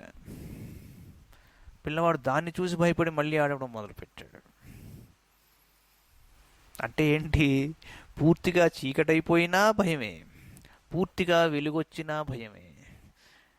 అంటే మానవ జీవితం ఎలా ఉంటుంది అంటే, మామూలుగా డే టు డే లైఫ్ని సాగించేందుకు పర్యాప్తమైన వెలుగు కానీ చీకటి కానీ ఆ రెండింటిని కలుపుకుని ఈ వెలుగు నీడల్లోంచి మనం వెళ్ళిపోతూ ఉంటాం. ఇంతే. ఏది అటు ఇటు అయినా మనం ఎందుకు పనికిరాం. ప్లీజ్ రిమెంబర్, 81లోనో 80లోనో ఎప్పుడో ఒక సంపూర్ణ సూర్యగ్రహణం ఏర్పడ్డప్పుడు రైలు పట్టా మీద ఒక పిట్ట నిలబడి ఉంటే రైలు వస్తున్నా అది కదలలేదు. కారణం ఏమిటంటే చిన్న ప్రాణం అది, దానికి అసలు ఏది మగతలోకి వెళ్ళిపోయింది, దానికి తెలియలే. That is the impact. అందుకని గర్భిణీ స్త్రీలు కానీ ఇలాంటి వాళ్ళు, కాస్త దీర్ఘరోగం ఉన్నవాళ్ళు మంచం మించి దిగకండి అని ఎందుకు చెబుతారు ఆ టైంలో అంటే, ఆ వైబ్రేషన్స్ మీకు కనిపించవు కానీ అది చాలా వెరీ స్ట్రాంగ్ అల్ట్రావైలెట్ రేస్ అన్నారు. ఇది కొత్తగా మీ సైంటిస్టులు చెప్పిన మాటే అది. సో ఆ ఇన్ఫ్రారెడ్, అల్ట్రావైలెట్ రకరకాలుగా ఉన్నాయి. అవి మీకు కనిపించవు కానీ వాటి ఇంపాక్టు సన్నజీవాల మీద, చిన్న ప్రాణుల మీద చాలా అడ్వర్స్గా ఉంటుంది. కాబట్టి జాగ్రత్తలు వహించమన్నారు. ఆ రేస్ వల్ల వండుకున్న పదార్థం చెడిపోయే పరిస్థితి ఏర్పడుతుంది, అవి క్యాన్సరస్ అవుతాయి. అందుకని వాటిని తీసుకోకండి అన్నారు. మరి క్యాన్సర్ వచ్చిన వాళ్ళకి మాలిగ్నెంట్ ట్యూమర్ ఉంటే మీరు ఏం థెరపీ ఇస్తున్నారు? మీరు ఇస్తున్న థెరపీ అదే కదా, ఆ అల్ట్రావైలెట్ రేస్తోనే కదా మీరు ఆ సెల్స్ని చంపుతున్నది. So life is not just what you see around you, but a lot more is there which is around you but you cannot see it. Temperature కానీ మనలోనే ఉన్నది కాదు కదా, మన చుట్టూతా గాలి ఉంది, మనం చూడని ఆక్సిజన్నే పీల్చి మనం జీవిస్తున్నాం. అంతా అదృశ్యమే నిజం చెప్పాలంటే. ఏం చూసామండి మనం? నథింగ్. కుక్కలకి నక్కలకి పిల్లులకి కనిపించేవి కూడా మనకు కనిపించవు. మనం ఏదో మాకు అది తెలిసిపోయింది ఇది తెలిసిపోయింది అన్నట్టు మాట్లాడతాం. సో స్టెబిలైజింగ్ ఫ్యాక్టర్ చాలా అవసరం. మీకు ఎక్కడో హైడల్ పవర్ నుంచి వచ్చి అదంతా ఎలక్ట్రిసిటీ వచ్చిన తర్వాత గ్రిడ్లోకి వెళ్ళి, గ్రిడ్ నుంచి ట్రాన్స్ఫార్మర్కి వచ్చి, ట్రాన్స్ఫార్మర్ నుంచి మీకు ఇంటికి వస్తుంది. డైరెక్ట్గా గ్రిడ్ నుంచి తీసుకుంటే మనకు కాలిపోతుంది మన ఇల్లు. సో ఈ సిస్టమ్స్ ఎందుకు ఏర్పరిచారు అంటే, బికాస్ మనకు అవసరమైనది ఇంతే కాబట్టి అన్నది ఇది విషయం. సో ఇటువంటి అశుభ సూచకములన్నీ ఒకసారి చూసి చెప్పాడు శ్రీరాముడు. నక్షత్రములు ఎప్పటి వలె మినమలాడటం లేదన్నాడు. ఇది లోకమునకు ప్రళయం సూచిస్తోంది అన్నాడు. రజన్యాం అప్రకాశ్చ సంతాపయతి చంద్రమాః కృష్ణరక్తాంత పర్యంతో యథా లోకస్య సంక్షయే హ్రస్వో రూక్షో ప్రశస్తశ్చ పరివేశ సులోహితః. ఆదిత్యమండలే నీలం లక్ష్మణ దృశ్యంతే న యథావచ్చ నక్షత్రాణ్యభివర్తతే యుగాంతమివ లోకస్య పశ్య లక్ష్మణ సంసతి. కాకాశ్యేనా సదా గృధ్రా నీచై పరిపతంతి చ శివాశ్చాప్య శివావాచ ప్రవదంతి మహాస్మనాః. కాకులు డేగలు గద్దలు ఆకాశం నుండి క్రిందకి వాలి భూమిపై గుంపులు గట్టి ఉన్న అవి నక్కలు అశుభములను సూచించుచూ పెద్దగా కూస్తున్నాయి.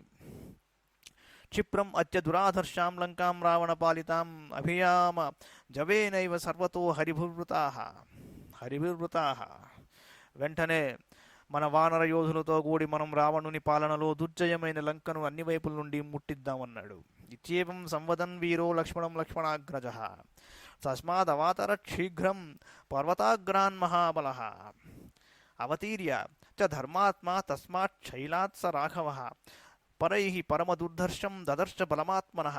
సన్నహ్యతు సుగ్రీవః కపిరాజబలం మహత్. కాలజ్ఞో రాఘవః కాలే సంయుగాయాభ్యచోదయత్. మహాబలశాలియు వీరుడును అయిన శ్రీరాముడు లక్ష్మణునితో ఈ విధంగా పలుకుతూ తన సంకల్పము మేరకు ఆ పర్వత శిఖరాగ్రము నుండి శీఘ్రంగా క్రిందికి దిగాడు. ధర్మాత్ముడైన రాముడు ఆ గిరి నుండి క్రిందికి చేరిన పిమ్మట శత్రువులకు అజేయమైన తన బలముల వైపు పరిశీలనగా ఒక్కసారి చూసేట ఆయన సైన్యాన్ని. శ్రీరాముడు సుగ్రీవునితో కూడి శుభముహూర్తమున అపారమైన వానర సైన్యములను సమయస్ఫూర్తితో ఉత్తేజపరుస్తూ యుద్ధానికి పురుకొల్పాడు. తతకాలే మహాబాహు బలేన మహతావృత ప్రస్థిత పురతో ధన్వీ లంకాం అభిముఖ పురీం తం విభీషణ సుగ్రీవో హనుమాన్ జామవాన్ నల వృక్షరాజస్తథా నీలో లక్ష్మణశ్చాన్వయుస్తథా తతః పశ్చాత్సు మహతి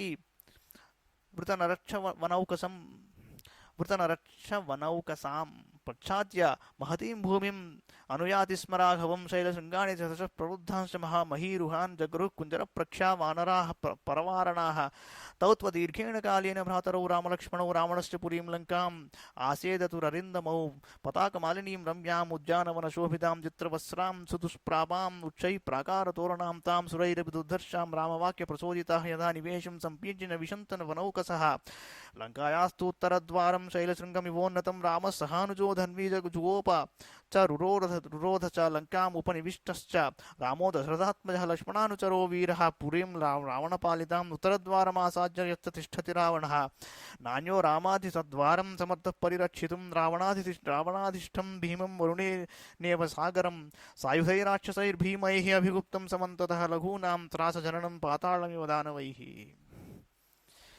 విన్యస్తాని చ యోధానాం బహూని వివిధాని చ తదర్శాయుధజాలాని తత్రైవ కవచాని చ. శత్రుసూదనులు అన్నదమ్ములు అయిన రామలక్ష్మణులు స్వల్పకాలములోనే రావణుని రాజధాని అయిన లంకా నగరమును సమీపించారు. రామదండు బయలుదేరింది మొత్తం కట్టడి చేయడానికి లంకా నగరాన్ని. రమ్యమైన లంకా నగరము ధ్వజ పతాకములతో అలంకృతమై ఉన్నది. దేవతలు సైతం జయింపజాలరు ఆ నగరాన్ని. రాముని ప్రేరణతో ఉత్సాహవంతులైన వానర యోధులు తమ తమ స్థానముల నుండి తొలగక వరుసగా ముందునకు సాగిపోవచ్చు ఆ మహానగరముపై దాడి చేసి అందులోకి ప్రవేశించారు. అటాక్ అయిపోయింది. లంక యొక్క ఉత్తర ద్వారము గిరి శిఖరం వలె అత్యున్నతమైనది. రామలక్ష్మణులు ధనుర్ధారులై దానిని సమీపించారు. తమ సైన్యమును రక్షించుకొనుచు శత్రు సైన్యములను విరోధించిరి. దశరథుని కుమారుడైన మహావీరుడకు శ్రీరాముడు లక్ష్మణుని తోడుగా నిలుపుకుని రావణుని రక్షణలోనున్న లంకాపురిని సమీపించిన పిమ్మట దాని ఉత్తరద్వారమున పురోగమించుచు రావణుడున్న ప్రదేశానికి చేరాడు. వరుణునిచే రక్షింపబడుచున్న సాగరము వలె రావణుని రక్షణలోనున్న ఉత్తరద్వారము మిగుల భీకరమైనది. తన సేనను సురక్షితంగా నడుపుచు ఆ ఉత్తరద్వారమును ముట్టడించుటకు రామునకు తప్ప ఇతరులకు అసాధ్యం. దానవుల రక్షణలోనున్న పాతాళము వలె సాయుధులైన భయంకర రాక్షసులచే రక్షింపబడుచున్న ఆ ఉత్తర ద్వారము సామాన్య యోధులకు భయమును గొల్పును. ఆ ఉత్తర ద్వారము యొక్క లోపలి భాగమును రాక్షస యోధులు వివిధములకు పెక్కు అస్త్రశస్త్రములను కవచములను ఉజ్జిరి. శ్రీరాముడు వాటన్నింటినీ గమనించాడు.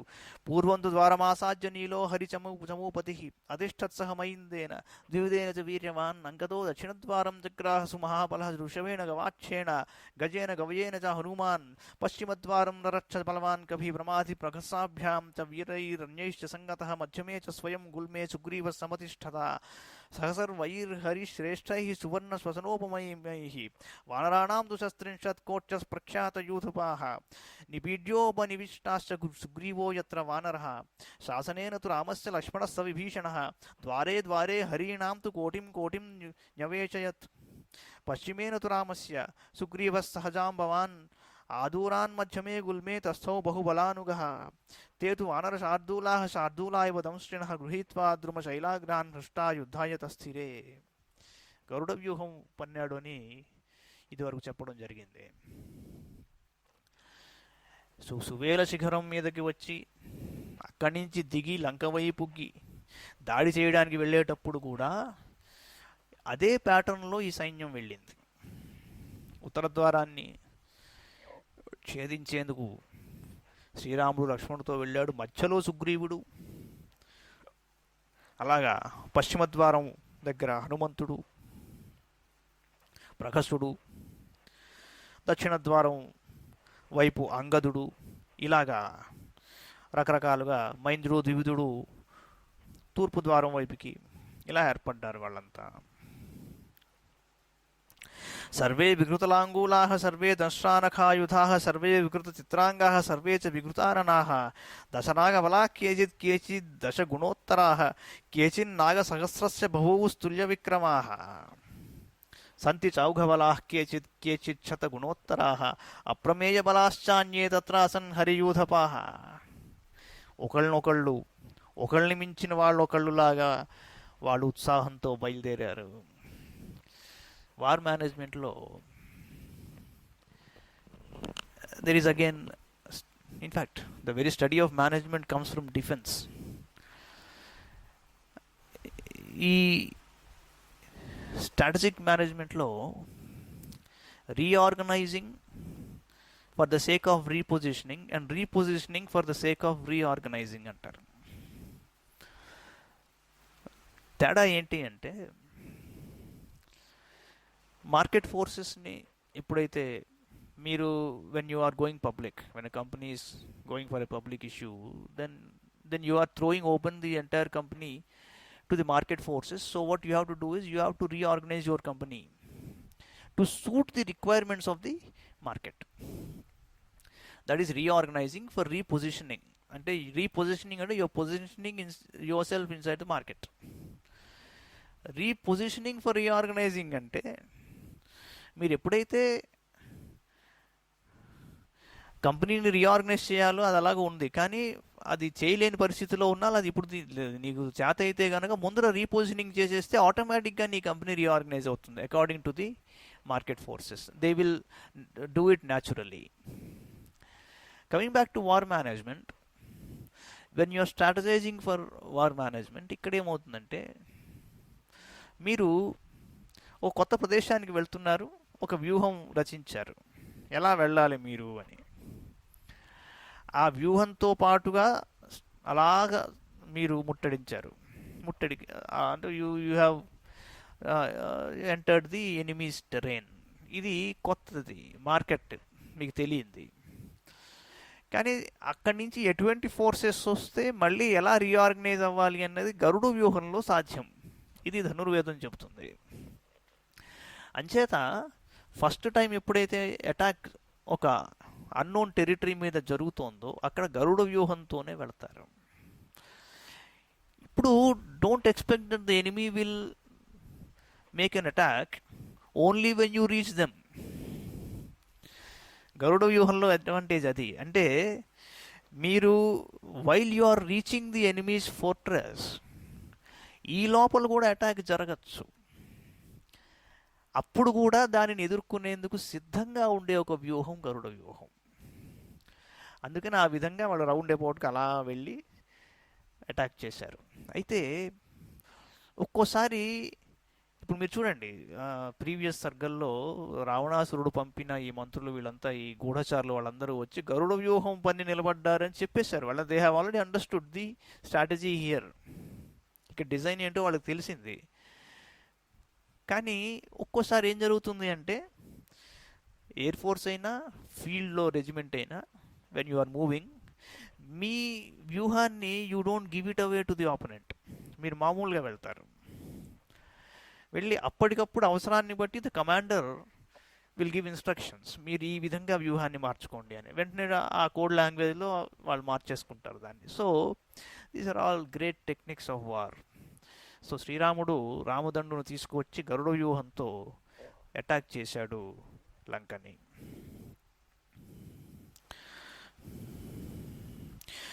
అద్భుతశ్చ విచిత్రశ్చ తేషామాసీత్ సమాగమః తత్ర వానర సైన్యానాం శలభానామివోద్యమః పరిపూర్ణమివాకాశం సంఛన్నేవ చ మేదిని లంకాముపనివిష్టైశ్చ సంపతద్భిశ్చ వానరైః శతం శతసహస్రాణాం పృథగ్గృచ్ఛవనౌకసాం లంకాద్వారుణ్యుపాజగ్ము అన్యే యోద్ధుం సమంతతః ఆవృతస్స గిరిః సర్వైః తైః సమంతాత్ ప్లవంగమైః అయుతానాం సహస్రం చ పురీం తాం అభ్యవర్తత. ఇక్కడ సంఖ్య చెప్తున్నాడు, సహస్రం అయుతం.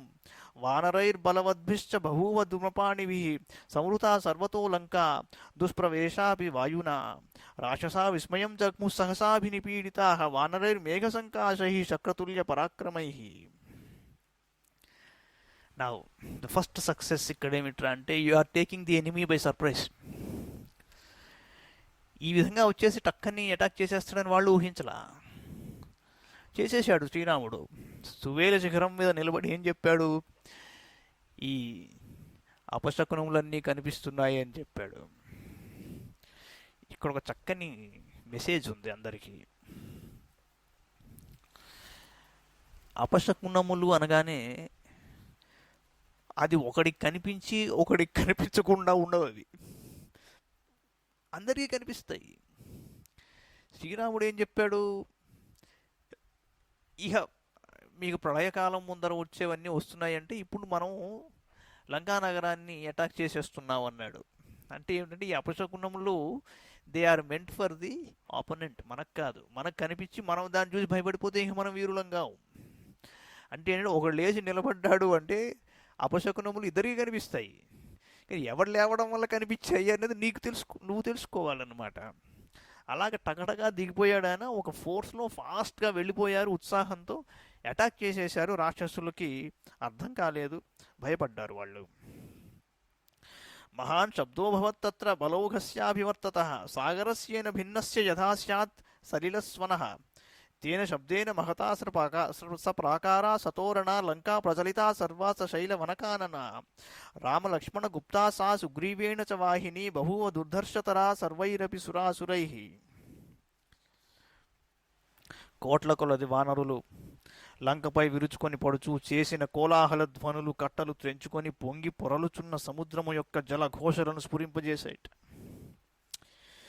వానరుల యొక్క మహాకోలాహల ధ్వనులకు లంకయందలి ప్రాకారములు, సింహద్వారములు, కొండలు, వనములు, అడవులు మొదలగునవి అన్నీ ఒక్కసారిగా చలించిపోయాయి. రామలక్ష్మణ సుగ్రీవుల పర్యవేక్షణలోనున్న వానర సైన్యము సురాసురులందరూ గుంపు కొట్టుకొని వచ్చినను వారికి జయింప శక్యముగానిదయ్యున్నదిట. రాఘవ సన్నివేశ్యైవ సైన్యం స్వంరక్షసాం వధే సమ్మంత్ర్య మంత్రిభిస్సార్ధం నిశ్చిత్య చ పునః పునః ఆనంతర్యం అభిప్రేప్సు క్రమయోగార్ధతత్వవిత్ విభీషణస్యానుమతే రాజధర్మం అనుస్మరన్ అంగదం వాలితనయం సమాహూయేదమబ్రవీత్.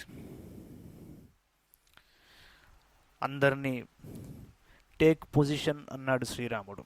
ఎవరి పొజిషన్లో వాళ్ళు నిలబడమన్నాడు. ఆ తర్వాత ఏం చేయాలో ఆలోచిస్తూ డిస్కషన్ మొదలుపెట్టాడు. సామదాన భేద దండోపాయముల ప్రయోగములను వాటి పర్యవసానములను బాగుగా ఎరిగిన ఆ స్వామి రావణుడి కడకు దూతను పంపాలి అని నిశ్చయించుకున్నట్ట. చాలామంది ఏమనుకుంటారు అంటే మామూలుగా వచ్చాడు యుద్ధానికి అంగదుడిని పంపించేశాడు అంటారు. ఇక్కడ వచ్చిన గమనించవలసిన విషయం ఉంది. లంకని చుట్టుముట్టి ఇప్పుడు నీ అకౌంట్ క్లోజ్ చేస్తున్నావు అని ప్రాక్టికల్గా అతనికి అర్థమయ్యేట్టు చూపించి, నేను ఒక్కడనే కాదు సైన్యం ఉంది నాకు, సామాన్యంగా ఎవరూ లేరు అని to tell that fellow from a position of strength, from that Vantage point of Satyam and ధర్మం, అక్కడ నిలబడి అంగదుణ్ణి దూతగా పంపించాడు రావణాసురుడి దగ్గరికి. గత్వా సౌమ్య దశగ్రీవం బ్రూహి మద్వచనాత్ కపే లంఘయిత్వా పురీం లంకాం భయం త్యక్త్వా గతవ్యథః భ్రష్టశ్రీకగతైర్శ్వర్య ముమూర్హో నష్టచేతన ఋషీణాం దేవతానాం చ గంధర్వాప్సరసాం తథా నాగానామథ యక్షాణాం రాజ్ఞాం చ రజనీచరయచ్చ పాపం కృతం మోహాద్ అవలిప్తేన రాక్షస తస్య పాపస్య సంప్రాప్త వ్యుష్టిరజ్య దురాసద. ఏం చెప్పమన్నాడు అంటే, అవలీలగా ప్రాకారములను లంఘించి లంకలో ప్రవేశించు. ఫస్ట్ నిర్భయంగా రావణుడి ముందర నిలబడు. ఏం చెప్తావంటే, ఓ రాక్షసేంద్ర, నీ రాజ్యలక్ష్మి దాదాపు నీ చేతి నుండి జారిపోయినట్లే. స్ట్రేట్గా చెప్పన్నాడు. No need to mingle any words. నీ అధికారం అంతరించినట్లే, నీకు చావు దగ్గర పడింది, సింపుల్. అందువలననే కాబోలు నీ బుద్ధి పనిచేయటం లేదు, ఇది చెప్పమన్నాడు. ఇక్కడ చూడండి వర్డింగ్ ఎంత గొప్పగా ఉంటుందంటే, వినాశకాలే విపరీత బుద్ధి అందరికీ తెలిసిన విషయమే. కానీ ఘటన అనేది ఆ విధంగా కంక్లూడ్ అవుతోంది కాబట్టి, చావు మూడింది కాబట్టి నీకు ఇంకా బుద్ధి పనిచేయటట్లేదు నీకు. మహర్షులు, దేవతలు, గంధర్వులు, అప్సరసలు, నాగులు, అట్లే యక్షులు, మహారాజులు మున్నగు వారికి నీవు అజ్ఞానముతో గర్వితమతివై ద్రోహమునర్చవు. ఆ పాపముల ఫలములను నీవు అనుభవింపవలసిన సమయం నేడు ఆసన్నమైనది. దాని నుండి నీవు తప్పించుకొనజాలవు అని చెప్పమన్నాడు. ఎంత బ్యూటిఫుల్ వర్డింగో చూడండి. ఇక్కడెక్కడన్నా నువ్వు సీతాదేవిని ఎత్తుకొచ్చావు, సో రాముడు నిన్ను ఇప్పుడు చంపేస్తున్నాడని చెప్పమన్నాడా? లేదు. మరి ఏం చెప్పమన్నాడు స్టార్టింగ్లో? ఏమిటి అంటే, మహర్షులు, దేవతలు, గంధర్వులు ఇత్యాదులు వీళ్ళందరికీ నువ్వు గర్వం వలన వాళ్ళకి ద్రోహం చేశావు. ఆ పాప ఫలము మొత్తము అనుభవించే సమయం ఇప్పుడు వచ్చింది అని చెప్పమన్నాడు. This is wonderful. అంటే నీ పాపం పండింది అయ్యా, ఈ రూపంలో పండింది, నీకు టైం వచ్చేసింది. దానిని, ఆ ఘటనని ఒక లాజికల్ కంక్లూజన్కి తీసుకొచ్చిన శ్రీరాముడు నీకు నా ద్వారా ఒక సందేశాన్ని ఇస్తున్నాడు అని చెప్పన్నాడు. ఎంత గొప్పగా ఉందో చూడండి. నూనం అజ్జగతో దర్ప స్వయంభూ వరదానజ యశ్చ దండధరస్తేహం దారాహరణకర్షిత దండం దారయమాణస్తు లంకాద్వారే వ్యవస్థిత. ఇంకోటి కూడా చెప్పమన్నాడు. బ్రహ్మదేవుని వరముల వలన నీవు గర్వంతో విర్రవీగుచున్నావు, కానీ నేటితో అది చెల్లిపోవడం తథ్యమన్నాడు. నీవు నా భార్యను అపహరించి నాకు వ్యధ గూర్చితివి. పరసతిని అపహరించిన పాపాత్ముడవు నీవు. నేను నీ వంటి పాపాత్ముల పాలిటి యముడను. నిన్ను శిక్షించుటకై నేను దండమును చేబూని లంకాద్వారము గడ నిలిచియున్నాను. ఇది, నువ్వు పాపాత్ముడవు, పాపం పని చేశావు, నిన్ను నేను శిక్షిస్తున్నాను అని నా స్వామి నా ద్వారా నీకు చెప్పమన్నాడు అన్నాడు. చూడండి, పదవీం దేవతానాం చ మహర్షీణాం చ రాజర్షీణాం చ సర్వేషాం గమిష్యసి మయా హతః. రాక్షసాధమా, సమస్తమైన దేవతలను, మహర్షులను, రాజర్షులను నీవు పరాభవించావు కనుక ఆ దుష్కృత్యములకు ఫలితంగా నేడే నీవును నా చేతిలో పరాభవము పాలుగాక తప్పదు. సుకృతాత్ములైన సమస్త దేవతలను, మహర్షులను, రాజర్షులను పుణ్యలోకములను పొందారు. నీవు నేడు నా చేతిలో నిహతుడవై ఆ లోకములను చేరుదువు అని చెప్పన్నాడు. ఒక్కొక్క లైన్ అంత ఇంపార్టెంట్ ఇక్కడ. ఎందుకంటే నేను నిన్ను చంపేయడానికి వచ్చాను, నీ పని అయిపోయి, ఇది కాదు లెక్క అని చెప్తున్నది. గతంలో మాల్యవంతుడితో సహా అందరూ ఏం చెప్పారు ఆయనకి? నీకు వరాలు ఉన్నాయి, కానీ మానవుల చేతిలో నువ్వు వధ్యుడవు అని చాలా క్లియర్గా, క్రిస్టల్ క్లియర్గా చెప్పారు పాపం వాళ్ళు. వీడు రకరకాల సమాధానాలు చెప్పాడు, కానీ ఆ మాట దగ్గర సమాధానం చెప్పలా, అది దాటేస్తూ వచ్చాడు. మానవ మాతృడు అన్నాడే కానీ నిజమే కదా, బ్రహ్మదేవుడు ఇచ్చిన వరాల్లో ఈ పాయింట్ లేదు కదా, అది వాళ్ళు ఇప్పుడు ఎత్తి చూపిస్తున్నారు కదా, ఇక్కడ సమస్య ఉండవచ్చు కదా అన్న మాట దగ్గర వాడు గర్వమే చూపించాడు, కానీ దానికి సరైన ఆలోచన వాడికి రాలేదు. అది మళ్ళీ గుర్తు చేస్తూ ఒక మాట చెప్తున్నాడు శ్రీరాముడు. ఆ వరాల పని అయిపోయింది ఇంకా అని చెప్తున్నాడు. అంటే ఏంటి? ఎక్కడైతే ల్యాబ్స్ ఉన్నదో ఆ ల్యాబ్సే నీ ముందర ఇప్పుడు నిలబడి ఉంది. ఇప్పుడు ఏం చేద్దాం? బలేన ఏన వై సీతాం మాయయా రాక్షసాధమా మా మతిక్రామయిత్వా త్వం హృతవాం స్తన్నిదర్శయ. మారీచుని సహాయంతో మాయతో నన్ను వంచించి దండకారణ్యము నుండి సీతాదేవిని బలాత్కారముగా అపహరించావు. నీ యొక్క బలమెట్టిదో యుద్ధరంగమున నేడు నా ఎదుడు చూపించు. సీతా సాధ్విని నాకు అప్పగించి నన్ను శరణు వేడుము. లేనిచో నిశితములైన నా బాణములతో నిన్నే కాదు నీ వెంటనున్న రాక్షసులనందరినీ హతమారుస్తాను. ఈ లోకమున రాక్షసులే లేకుండా చేస్తానన్నాడు. అరాక్షసమిమం లోకం కర్తాస్మి నిశితైశ్వరై నా చేచ్చరణమభ్యేషి మాముపాదాయ మైథిలీం. ధర్మాత్మా రక్షసాం శ్రేష్ఠ సంప్రాప్తోయం విభీషణ లంకైశ్వర్యం ధ్రువం శ్రీమానయం ప్రాప్నోత్యకంటకం. గాయత్రి రామాయణంలోని శ్లోకం. ధర్మాత్ముడు, రాక్షసులలో ఉత్తముడు అయిన విభీషణుడు నన్ను శరణుజొచ్చియున్నాడు. సద్గుణవంతుడైన అతడు లంకారాజ్యమును సకల సంపదలను నిరాటంకంగా పొందగలడు. ఇది ముమ్మాటికి తథ్యము. ధర్మాత్మా రక్షసాం శ్రేష్ఠ సంప్రాప్తోయం విభీషణ లంకైశ్వర్యం ధ్రువం శ్రీమాన్ అయం ప్రాప్నోత్యకంటకం. మూటగట్టుకోవలసిన శ్లోకం. ఎందుకంటే దీనికి రెండు అర్థాలు ఉన్నాయి. ధర్మాత్మ రక్షసాం శ్రేష్ఠ సంప్రాప్తోయం విభీషణ. లిటరల్ మీనింగ్ ఏమిట్రా అంటే, రాక్షసులలో ఉత్తముడు అయిన విభీషణుడు నన్ను శరణు వేడుకున్నాడు. ఇంకా లిటరల్ మీనింగ్ ఏమిటి? లంకైశ్వర్యం ధ్రువం శ్రీమాన్ అయం ప్రాప్నోత్యకంటకం. నిరాటంకముగా పొందగలడు. ఏమిటి? లంకారాజ్యాన్ని. ఇది ముమ్మాటికి తథ్యము, ధ్రువం అన్నాడు. కొద్దిగా లోపలికి వెళ్ళి ఆలోచిస్తే ధర్మాత్మ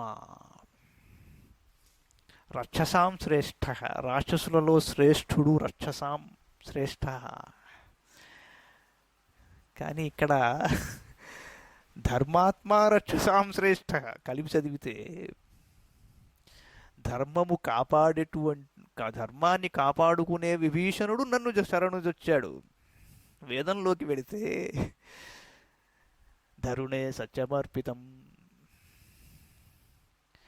గతంలో సీతమ్మ వారు చెప్పిన శ్లోకం ధర్మేణ లభతే సర్వం అన్నదావిడ. సత్యమూలాని సర్వాణి సత్యాన్న పరమం పదం సత్యమేవేశ్వరో లోకే సత్యే ధర్మం ప్రతిష్ఠిత. సత్యమూలాని సర్వాణి సత్యాన్న పరమం పదం అంటాడు శ్రీరాముడు. సత్యమేవేశ్వరో లోకే, సత్యమే ఈశ్వరుడు. ధర్మాత్మ రక్షసాం శ్రేష్ఠ. చూడండి, ధర్మం వలన ఎవడైనా రక్షింపబడతాడు. ధర్మో రక్షతి రక్షిత. రాక్షసులలో శ్రేష్ఠుడైన విభీషణుడు ధర్మాన్ని కాపాడుకుంటూ వస్తున్నాడు. ఆ ధర్మమే వాణ్ణి కాపాడుతోంది. రేపొద్దున ధ్రువం ఏమిటి? లంకైశ్వర్యం ధ్రువం శ్రీమాన్ అయం ప్రాప్నోత్యకంటకం. ఆ ఐశ్వర్యం అతను ధ్రువ పదంగా పొందుతాడు. ఏంటి ధ్రువపదం? అదే పరమసోపానం అండి.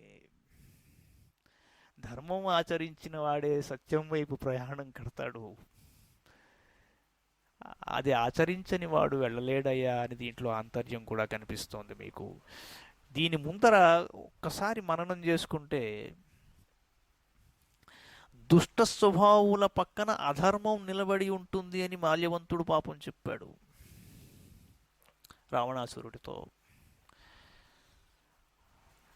నీకు నిన్న మొన్నటి వరకు నీ పక్కనున్న నీ తమ్ముడు ధర్మాత్ముడైన విభీషణుడు అటు వెళ్ళిపోయాక ఇంకేం ఆలోచిస్తావయ్యా అన్నాడు. చూడండి, ఇది ఎంత బ్యూటిఫుల్ ఎనాలజీయో చూడండి.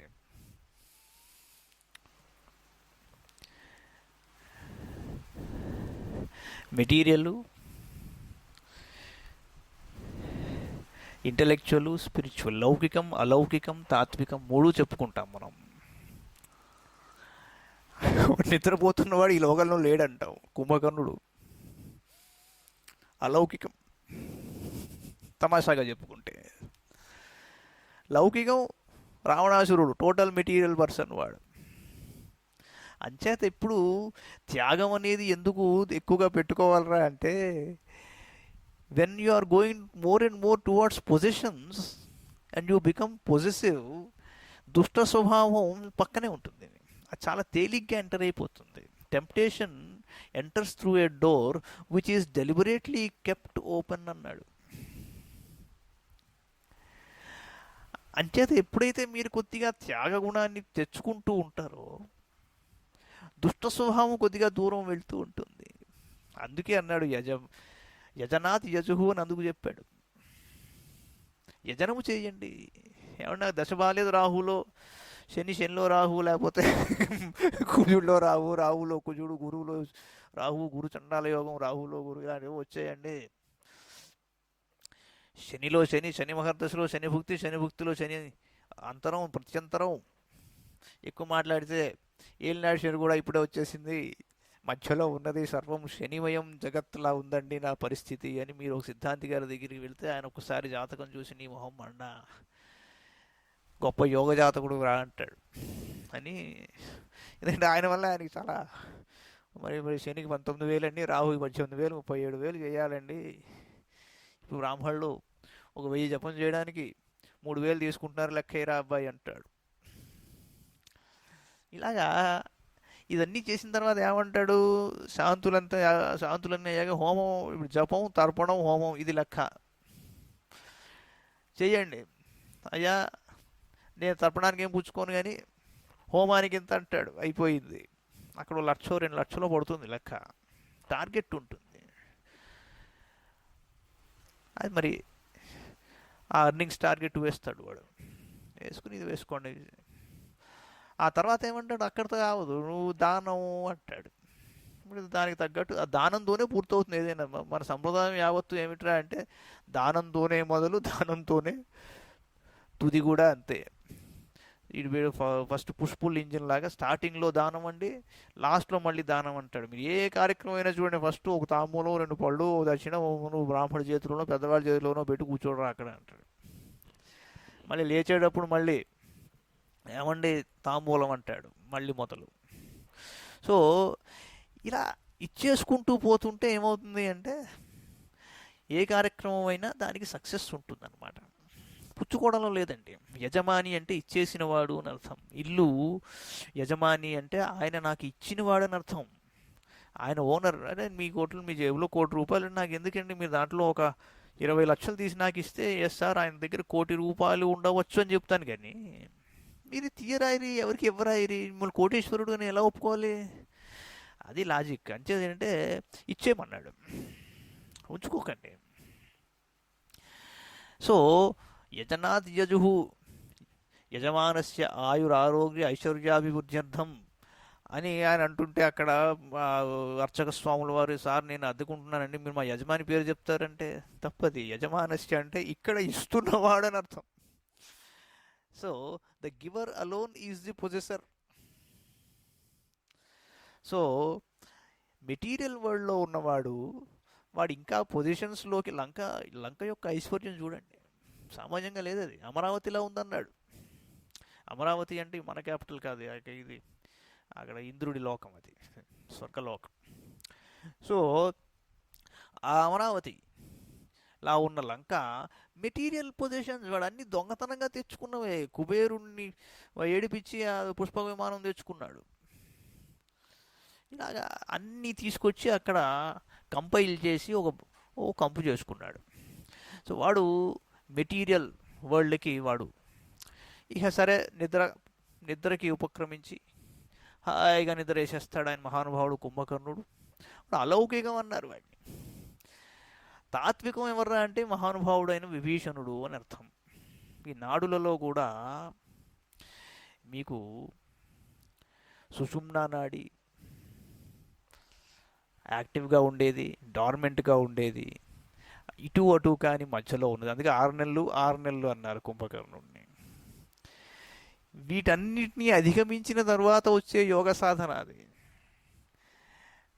అంచేత ఎక్కడైతే తత్వప్రధానమైన విషయాన్ని నీకు అడుగడుగునా గుర్తు చేసేవాడు ఉండాలో వాడు ఉండేవాడు. పాపం వాడు వెళ్ళిపోయాడు రా నీ దగ్గర నుంచి, నీ దగ్గర లేడు, వాడు శత్రుపక్షానికి వెళ్ళిపోయాడు. ఇక నువ్వు దుష్ట స్వభావుడవు, నీ పక్కన ఉన్నది అధర్మం, అధర్మమే నిన్ను చంపబోతోంది అని తాతగారైన మాల్యవంతుడు చెప్పిన తరువాత కూడా వాడు వినలేదంటే వాడి కర్మ కాకపోతే ఏమిటి?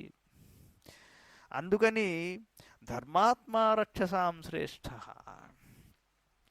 ఇంకా ఎక్కువ మాట్లాడితే ఈ ధర్మాత్ముడైన విభీషణుడు లంకలో ఇంతకాలం నీ పక్కన ఉండడం వల్ల ఆ లంక అలా ఉన్నది ఇంతకాలం. ఇప్పుడు the day that man has come out, he has drawn the lines, అయిపోయింది.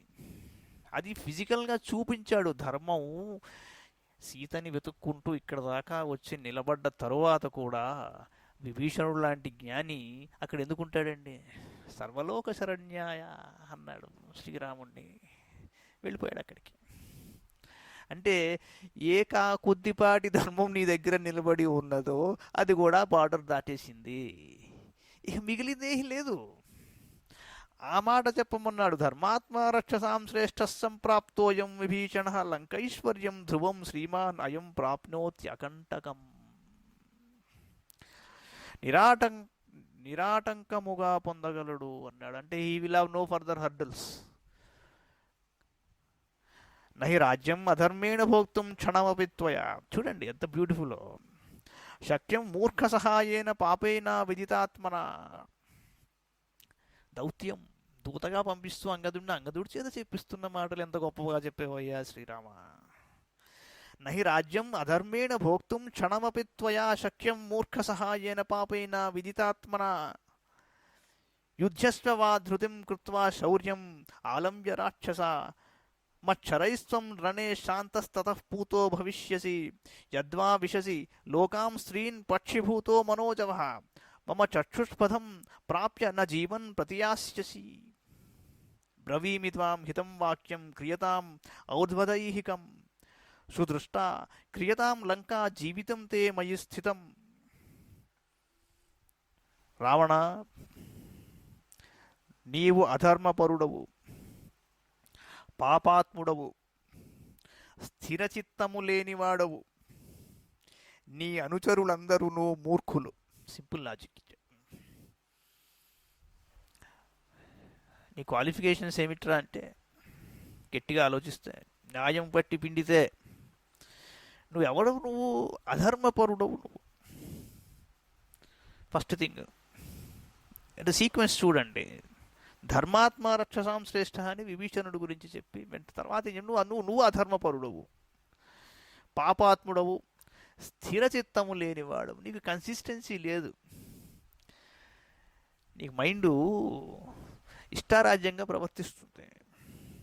ఇకపోతే నీ అనుచరుల సంగతి ఏమిటి? వాళ్ళు మూర్ఖులు వాళ్ళు. కావున నీవు ఈ లంకారాజ్యమును ఈ సంపదలను అనుభవించుటకు అనర్హుడవు. నీకు you are not entitled, empowered. నీకు ఆ ఎలిజిబిలిటీ లేదు ఈ లంకారాజ్యాన్ని ఏలుకునేందుకు. అంచేత విభీషణుడు రేపు ఆ కుర్చీలో కూర్చోబోతున్నాడు. కనుక నీవు ధైర్యం వహించి పరాక్రమం చూపించి నాతో యుద్ధం చేయి. రణరంగమున నా బాణముల ధాటికి నీవు ప్రాణములను కోల్పోవుట నిజం. నా శరముల స్పర్శకు నీవు పవిత్రుడవు అగుదవు. ఇక్కడ చూడండి, నా బాణాలు నిన్ను తాకగానే నువ్వు పవిత్రుడుగా మారుతావు. ఇది చాలా ఆశ్చర్యకరమైన విషయం. బాణాలు వేసి అవతల పక్క వాడిని చంపేయాలనుకోవడం వేరు. వాడికి ఈ బాణాలు తాకగానే వాడు ఇప్పటి వరకు నువ్వు అధర్మం అపవిత్రుడుగా ఉన్నావు, ఇప్పుడు నువ్వు ఇమీడియట్గా యూ విల్ బికమ్ పయస్. కామరూపుడవైన నీవు పక్షివిగా మారి మనోవేగముతో ముల్లోకములలో పరుగులు తీయుచూ తప్పించుకొన చూచినను. అంటే ఒకవేళ గనక నువ్వు పారిపోయి ఒక పక్షిలాగా ఈ ముల్లోకాలు తిరిగేసి అక్కడ ఇక్కడ తలదాచుకుందావు నువ్వు అనుకున్నా కూడా, అంటే కాకాసురుడు వృత్తాంతంలో కొద్దిగా ఆ సింబాలిజం ఇచ్చాడు. అలా తప్పించుకోవాలనుకున్నా నా కంటబడిన పిమ్మట నీవు ప్రాణములతో తిరిగిపోజాలవు. ఎక్కడికి పోలేవు నువ్వు. నీ మేలునకై ఈ హితవచనములను నుడువుచున్నాను. రాక్షసులందరూ మృతి చెందనున్నారుగాన నీకు పుణ్యలోకములు ప్రాప్తించుటకై తగిన శ్రాద్ధాది పుణ్యకర్మలను నీ కొరకై నీవే ఆచరించుకో. ఎందుకంటే ఇప్పుడు నీకు ఇంకెవరు మిగలరు కాబట్టి నువ్వే చేసేసుకో. కడసారిగా లంకను ఒకసారి చూసుకో అన్నాడు. కడసారిగా ఒకసారి చూసుకో లంకని, నీ ఆయువు పట్టు నా చేతిలో ఉంది అన్నాడు. అయిపోయింది. ఇత్యుక్తస్తు తారేయో రామేణాక్లిష్టకర్మణ జగామాకాశమావిశ్యమూర్తిమానివ హవ్యవాట్. అలా చెప్పాడు అంగదుడికి. ఈ మాటల్ని వినిపించవయ్యా ఆ రావణాసురుడికి అన్నాడు. ఎట్టి క్లిష్ట కార్యములనైనను అవలీలగా చేయగల శ్రీరాముడిట్లు పలికిన వెంటనే ఆ అంగదుడు అగ్నిదేవుని వలె తేజోమూర్తి ఆకాశంలో నిలబడి లంకా వైపుగా అమిత వేగంతో పయనించాడు. సోతిపచ్చ ముహూర్తేన శ్రీమాన్ రావణ మందిరం దదర్శాసీనమవ్యగ్రం రావణం సచివై సహా తతస్తస్యావిదూరే స నిపత్య హరిపుంగవ దీప్తాగ్నిసదృశస్తస్థౌ అంగద కనకాంగద. రావణ మందిరంలోకి వెళ్ళాడు. బంగారు భుజకీర్తులు ధరించిన వాడు అయిన అంగదుడు రావణుని సమీపంలో ప్రజ్వరిల్లుచున్న అగ్నివలే నిలబడ్డట. తద్రామవచనం సర్వం అన్యూనాధికముత్తమం సామాచ్యం శ్రావయామాస నివేద్యాత్మానమాత్మనా దూతోహం గౌ కోసలేంద్రస్య రామస్యాక్లిష్టకర్మణ వాలిపుత్రోంగదో నామయదితే శ్రోత్రమాగతః. ఆహత్వాం రాఘవో రామ కౌసల్యానందవర్ధనః నిష్పత్యపదయుధ్యస్వ నృశంస పురుషో భవ. హంతాస్మి త్వాం సహామాచ్యం సపుత్రజ్ఞాతిబాంధవం నిరుద్విగ్నాస్త్రయో లోకా భవిష్యంతి హతే త్వయి. దేవదానవయక్షాణాం గంధర్వోరగరక్షసాం శత్రుం అద్యోద్ధరిష్యామి త్వాం ఋషీణాం చ కంటకం. విభీషణస్య చైశ్వర్యం భవిష్యతి హతే త్వయి నచేత్ సత్కృత్య వైదేహీం ప్రణిపత్య ప్రదాస్యసి. పరిచయం చేసుకున్నాడు వాలిసుతుడు. ఏమన్నాడు అంటే, నా పేరు అంగదుడు, నేను వాలి కుమారుడను. ఈ విషయం నీకు తెలిసే ఉంటుంది. కోసల ప్రభు అయిన శ్రీరామచంద్రుని దూతను నేను. ఆ స్వామి ఎట్టి క్లిష్ట కార్యములనైనను అవలీలగా చేయగలడు. ఆయనకు అసాధ్యమనేది లేదయ్యా. కౌసల్యాదేవి సుతుడైన రఘురాముడు నీతో ఇట్లు తెలుపుమని నన్ను ఇక్కడికి దూతగా పంపించాడు. ఓ క్రూరుడా, నీకు పౌరుషమే ఉంటే నగరము నుండి బయటకు వచ్చి యుద్ధరంగమున నన్ను ఎదుర్కో. నీకును నీ మంత్రులకును నీ పుత్రమిత్ర బంధువులకును నా చేతిలో ఇక చావు తప్పదు. నీవు నిహతుడవైనచో ముల్లోకములలోని వారందరూ నిర్భయంగా జీవిస్తారు. నువ్వు దేవదానవులకును యక్షగంధర్వులకును నాగులకును రాక్షసులకును శత్రుడవు. ఋషులకైతే కంటకప్రాయుడవు కనుక నిన్ను నేడే నిర్మూలిస్తాను. నీవు నన్ను శరణు జొచ్చి సాదరంగా వైదేహిని నాకప్పగించనిచో నా చేతిలో నీవు మరణించుడ తథ్యము. ఆ పైన ఈ లంకా రాజ్యమునకు విభీషణుడు ప్రభువు కాగలడు అని చెప్పమన్నాడని చెప్పాడు. ఇచ్చేవం పరుషం వాక్యం బ్రువాణే హరిపుంగవే అమర్షవశమాపన్నో నిశాచర గణేశ్వర. తతస్తరోషతాం రాక్షసాస సచివాంస్తదా గృహ్యతామేష దుర్మేధ వజ్యతామిది చా సకృత్. వానరోత్తముడైన అంగదుడు అలా కఠినంగా మాట్లాడుచుండగా రావణుడు మిక్కిలి క్రుద్ధుడయ్యాడు. రోషంతో కనులెర్రజేస్తూ వెంటనే దురాత్మని బంధించి వధించేయండి అన్నాడు. రావణస్య వచ శ్రుత్వా దీప్తాగ్ని సమతేజసః జగృహుస్తం తతో ఘోరాః చత్వారో రజనీచరాః. గ్రాహయామాస తారేయ స్వయమాత్మానమాత్మవాన్ బలం దర్శయితుం వీరో యాతు ధానగణే తదా. సతాం బాహుద్వయే సక్తానాదాయ పతగానివ ప్రాసాదం శైలసంకాశం ఉత్పపాతాంగదస్తదా. తేంతరిక్షాద్వినిర్ధూతాః తస్య వేగేన రాక్షసాః భూమౌ నిపతితాః సర్వే రాక్షసేంద్రస్య పశ్యతః. మండుచున్న అగ్ని వలె చిట్టపటలాడుచున్న రావణుని యొక్క ఆజ్ఞను వినినంతనే భయంకరుడైన నలుగురు రాక్షసులు అంగదుడిని పట్టుకున్నారు. వెంటనే తారాసుతుడు మిక్కిలి ధైర్య సాహసములు గలవాడు వీరుడు అయిన అంగదుడు అతడి రాక్షస గణముల ఎదుట తన బలపరాక్రమములను చూపదలిసిన వాడై వారికి ఏమాత్రము అడ్డు చెప్పక తనకు తానే పట్టుపడెను. వెంటనే అతడు తన బాహువులను పట్టుకొని ఉన్న ఆ రాక్షసులను పక్షులను వలె తన చంకలలో ఇరికించుకొని పర్వతం వలె ఉన్నతమైన ఆ ప్రాసాదము మీదకి ఎగిరాడు. తరువాత అంగదుడు అంతరిక్షం నుండి ఆ నలుగురు రాక్షసులను బలము కొలది విసిరేశాడు కిందకి. వెంటనే వారు ఆ రాక్షసరాజు చూస్తుండగానే నేలగరుచుకున్నారు. తతప్రాసాద శిఖరం శైలశృంగమివోన్నతం దదర్శ రాక్షసేంద్రస్య వాలిపుత్ర ప్రతాపవాన్. తత్వఫాల పదాక్రాంతం దశగ్రీవస్య పశ్యతః పురా హిమవతశృంగం వజ్రినేవ విదారితం. అనంతరం ప్రతాపశాలి అయిన వాలిపుత్రుడు గిరి శిఖరం వలె మిక్కిలి ఎత్తైన రావణుని ప్రాసాద గోపురమును చూశాడు. వెంటనే అతడు ఆ గోపురం మీద నిలబడ్డాడు. పూర్వం దేవేంద్రుని వజ్రాయుధము దెబ్బకు హిమవత్ పర్వత శిఖరం వలె అతని పాదముల తాకిడికి ఆ గోపురం రావణుడు చూస్తుండగానే బద్దలైపోయింది. ఆ విధంగా వాలిసుతుడు ప్రాసాదము యొక్క శిఖరమును భగ్నమునర్చి మీసము దువ్వుతూ తన బల పౌరుషములను ప్రకటించి బిగ్గరగా సింహనాదమునర్చి ఆకాశంలోకి ఎగిరిపోయాడు. భక్త్వా ప్రాసాద శిఖరం నామ విశ్రావ్య చాత్మన వినద్య సుమహానాదం ఉత్పాత విహాయసం వ్యథయన్ రాక్షసాన్ సర్వాన్ హర్షయంశ్చాపి వానరాన్ స వానరాణాం మధ్యేతు రామపార్శ్వముపాగత. అంగదుడు ఈ విధంగా రాక్షసులను ముప్పు తిప్పలు పెట్టి వానర ప్రముఖుల మధ్యన ఉన్న శ్రీరాముడి పక్కన నిలిచాడు. అంగదుని రాకతో కపివరులందరూ సంతోషంతో పొంగిపోయారు. రావణస్తు పరం చక్రే క్రోధం ప్రాసాద దర్శనాత్ వినాశం చాత్మనః పశ్యన్ నిశ్వాస పరమోభవత్. చూశాడు రావణాసురుడు. ఆయన ప్రాసాదమును బద్దలుగా వించాడు. ఆ దూత ఇహ తనకు మరణము ఆసన్నమైనట్లు తలంచుచూ ఒక్కసారిగా పెద్ద పెద్ద నిట్టూర్పులు విడిచాడు. రామస్తు బహుభిర్హృష్టై నినదద్భి ప్లవంగమై వృతో రిపు వధాకాంక్షి యుద్ధాయైవాభ్యవర్తత. తమ యువరాజు రాకతో సంతుష్టులైన పెక్కుమంది వానరులు ఉత్సాహంతో కోలాహల ధ్వనులు చేయుచుండగా వారి మధ్యనున్న శ్రీరాముడు అంగదుని వైఖరిని చూచి విషయములను గ్రహించాడు. తరువాత ప్రభువు శత్రువును వధించుట అనివార్యమని తలంచి యుద్ధమునకే నిర్ణయించుకున్నాడు. దౌత్యం అయిపోయింది.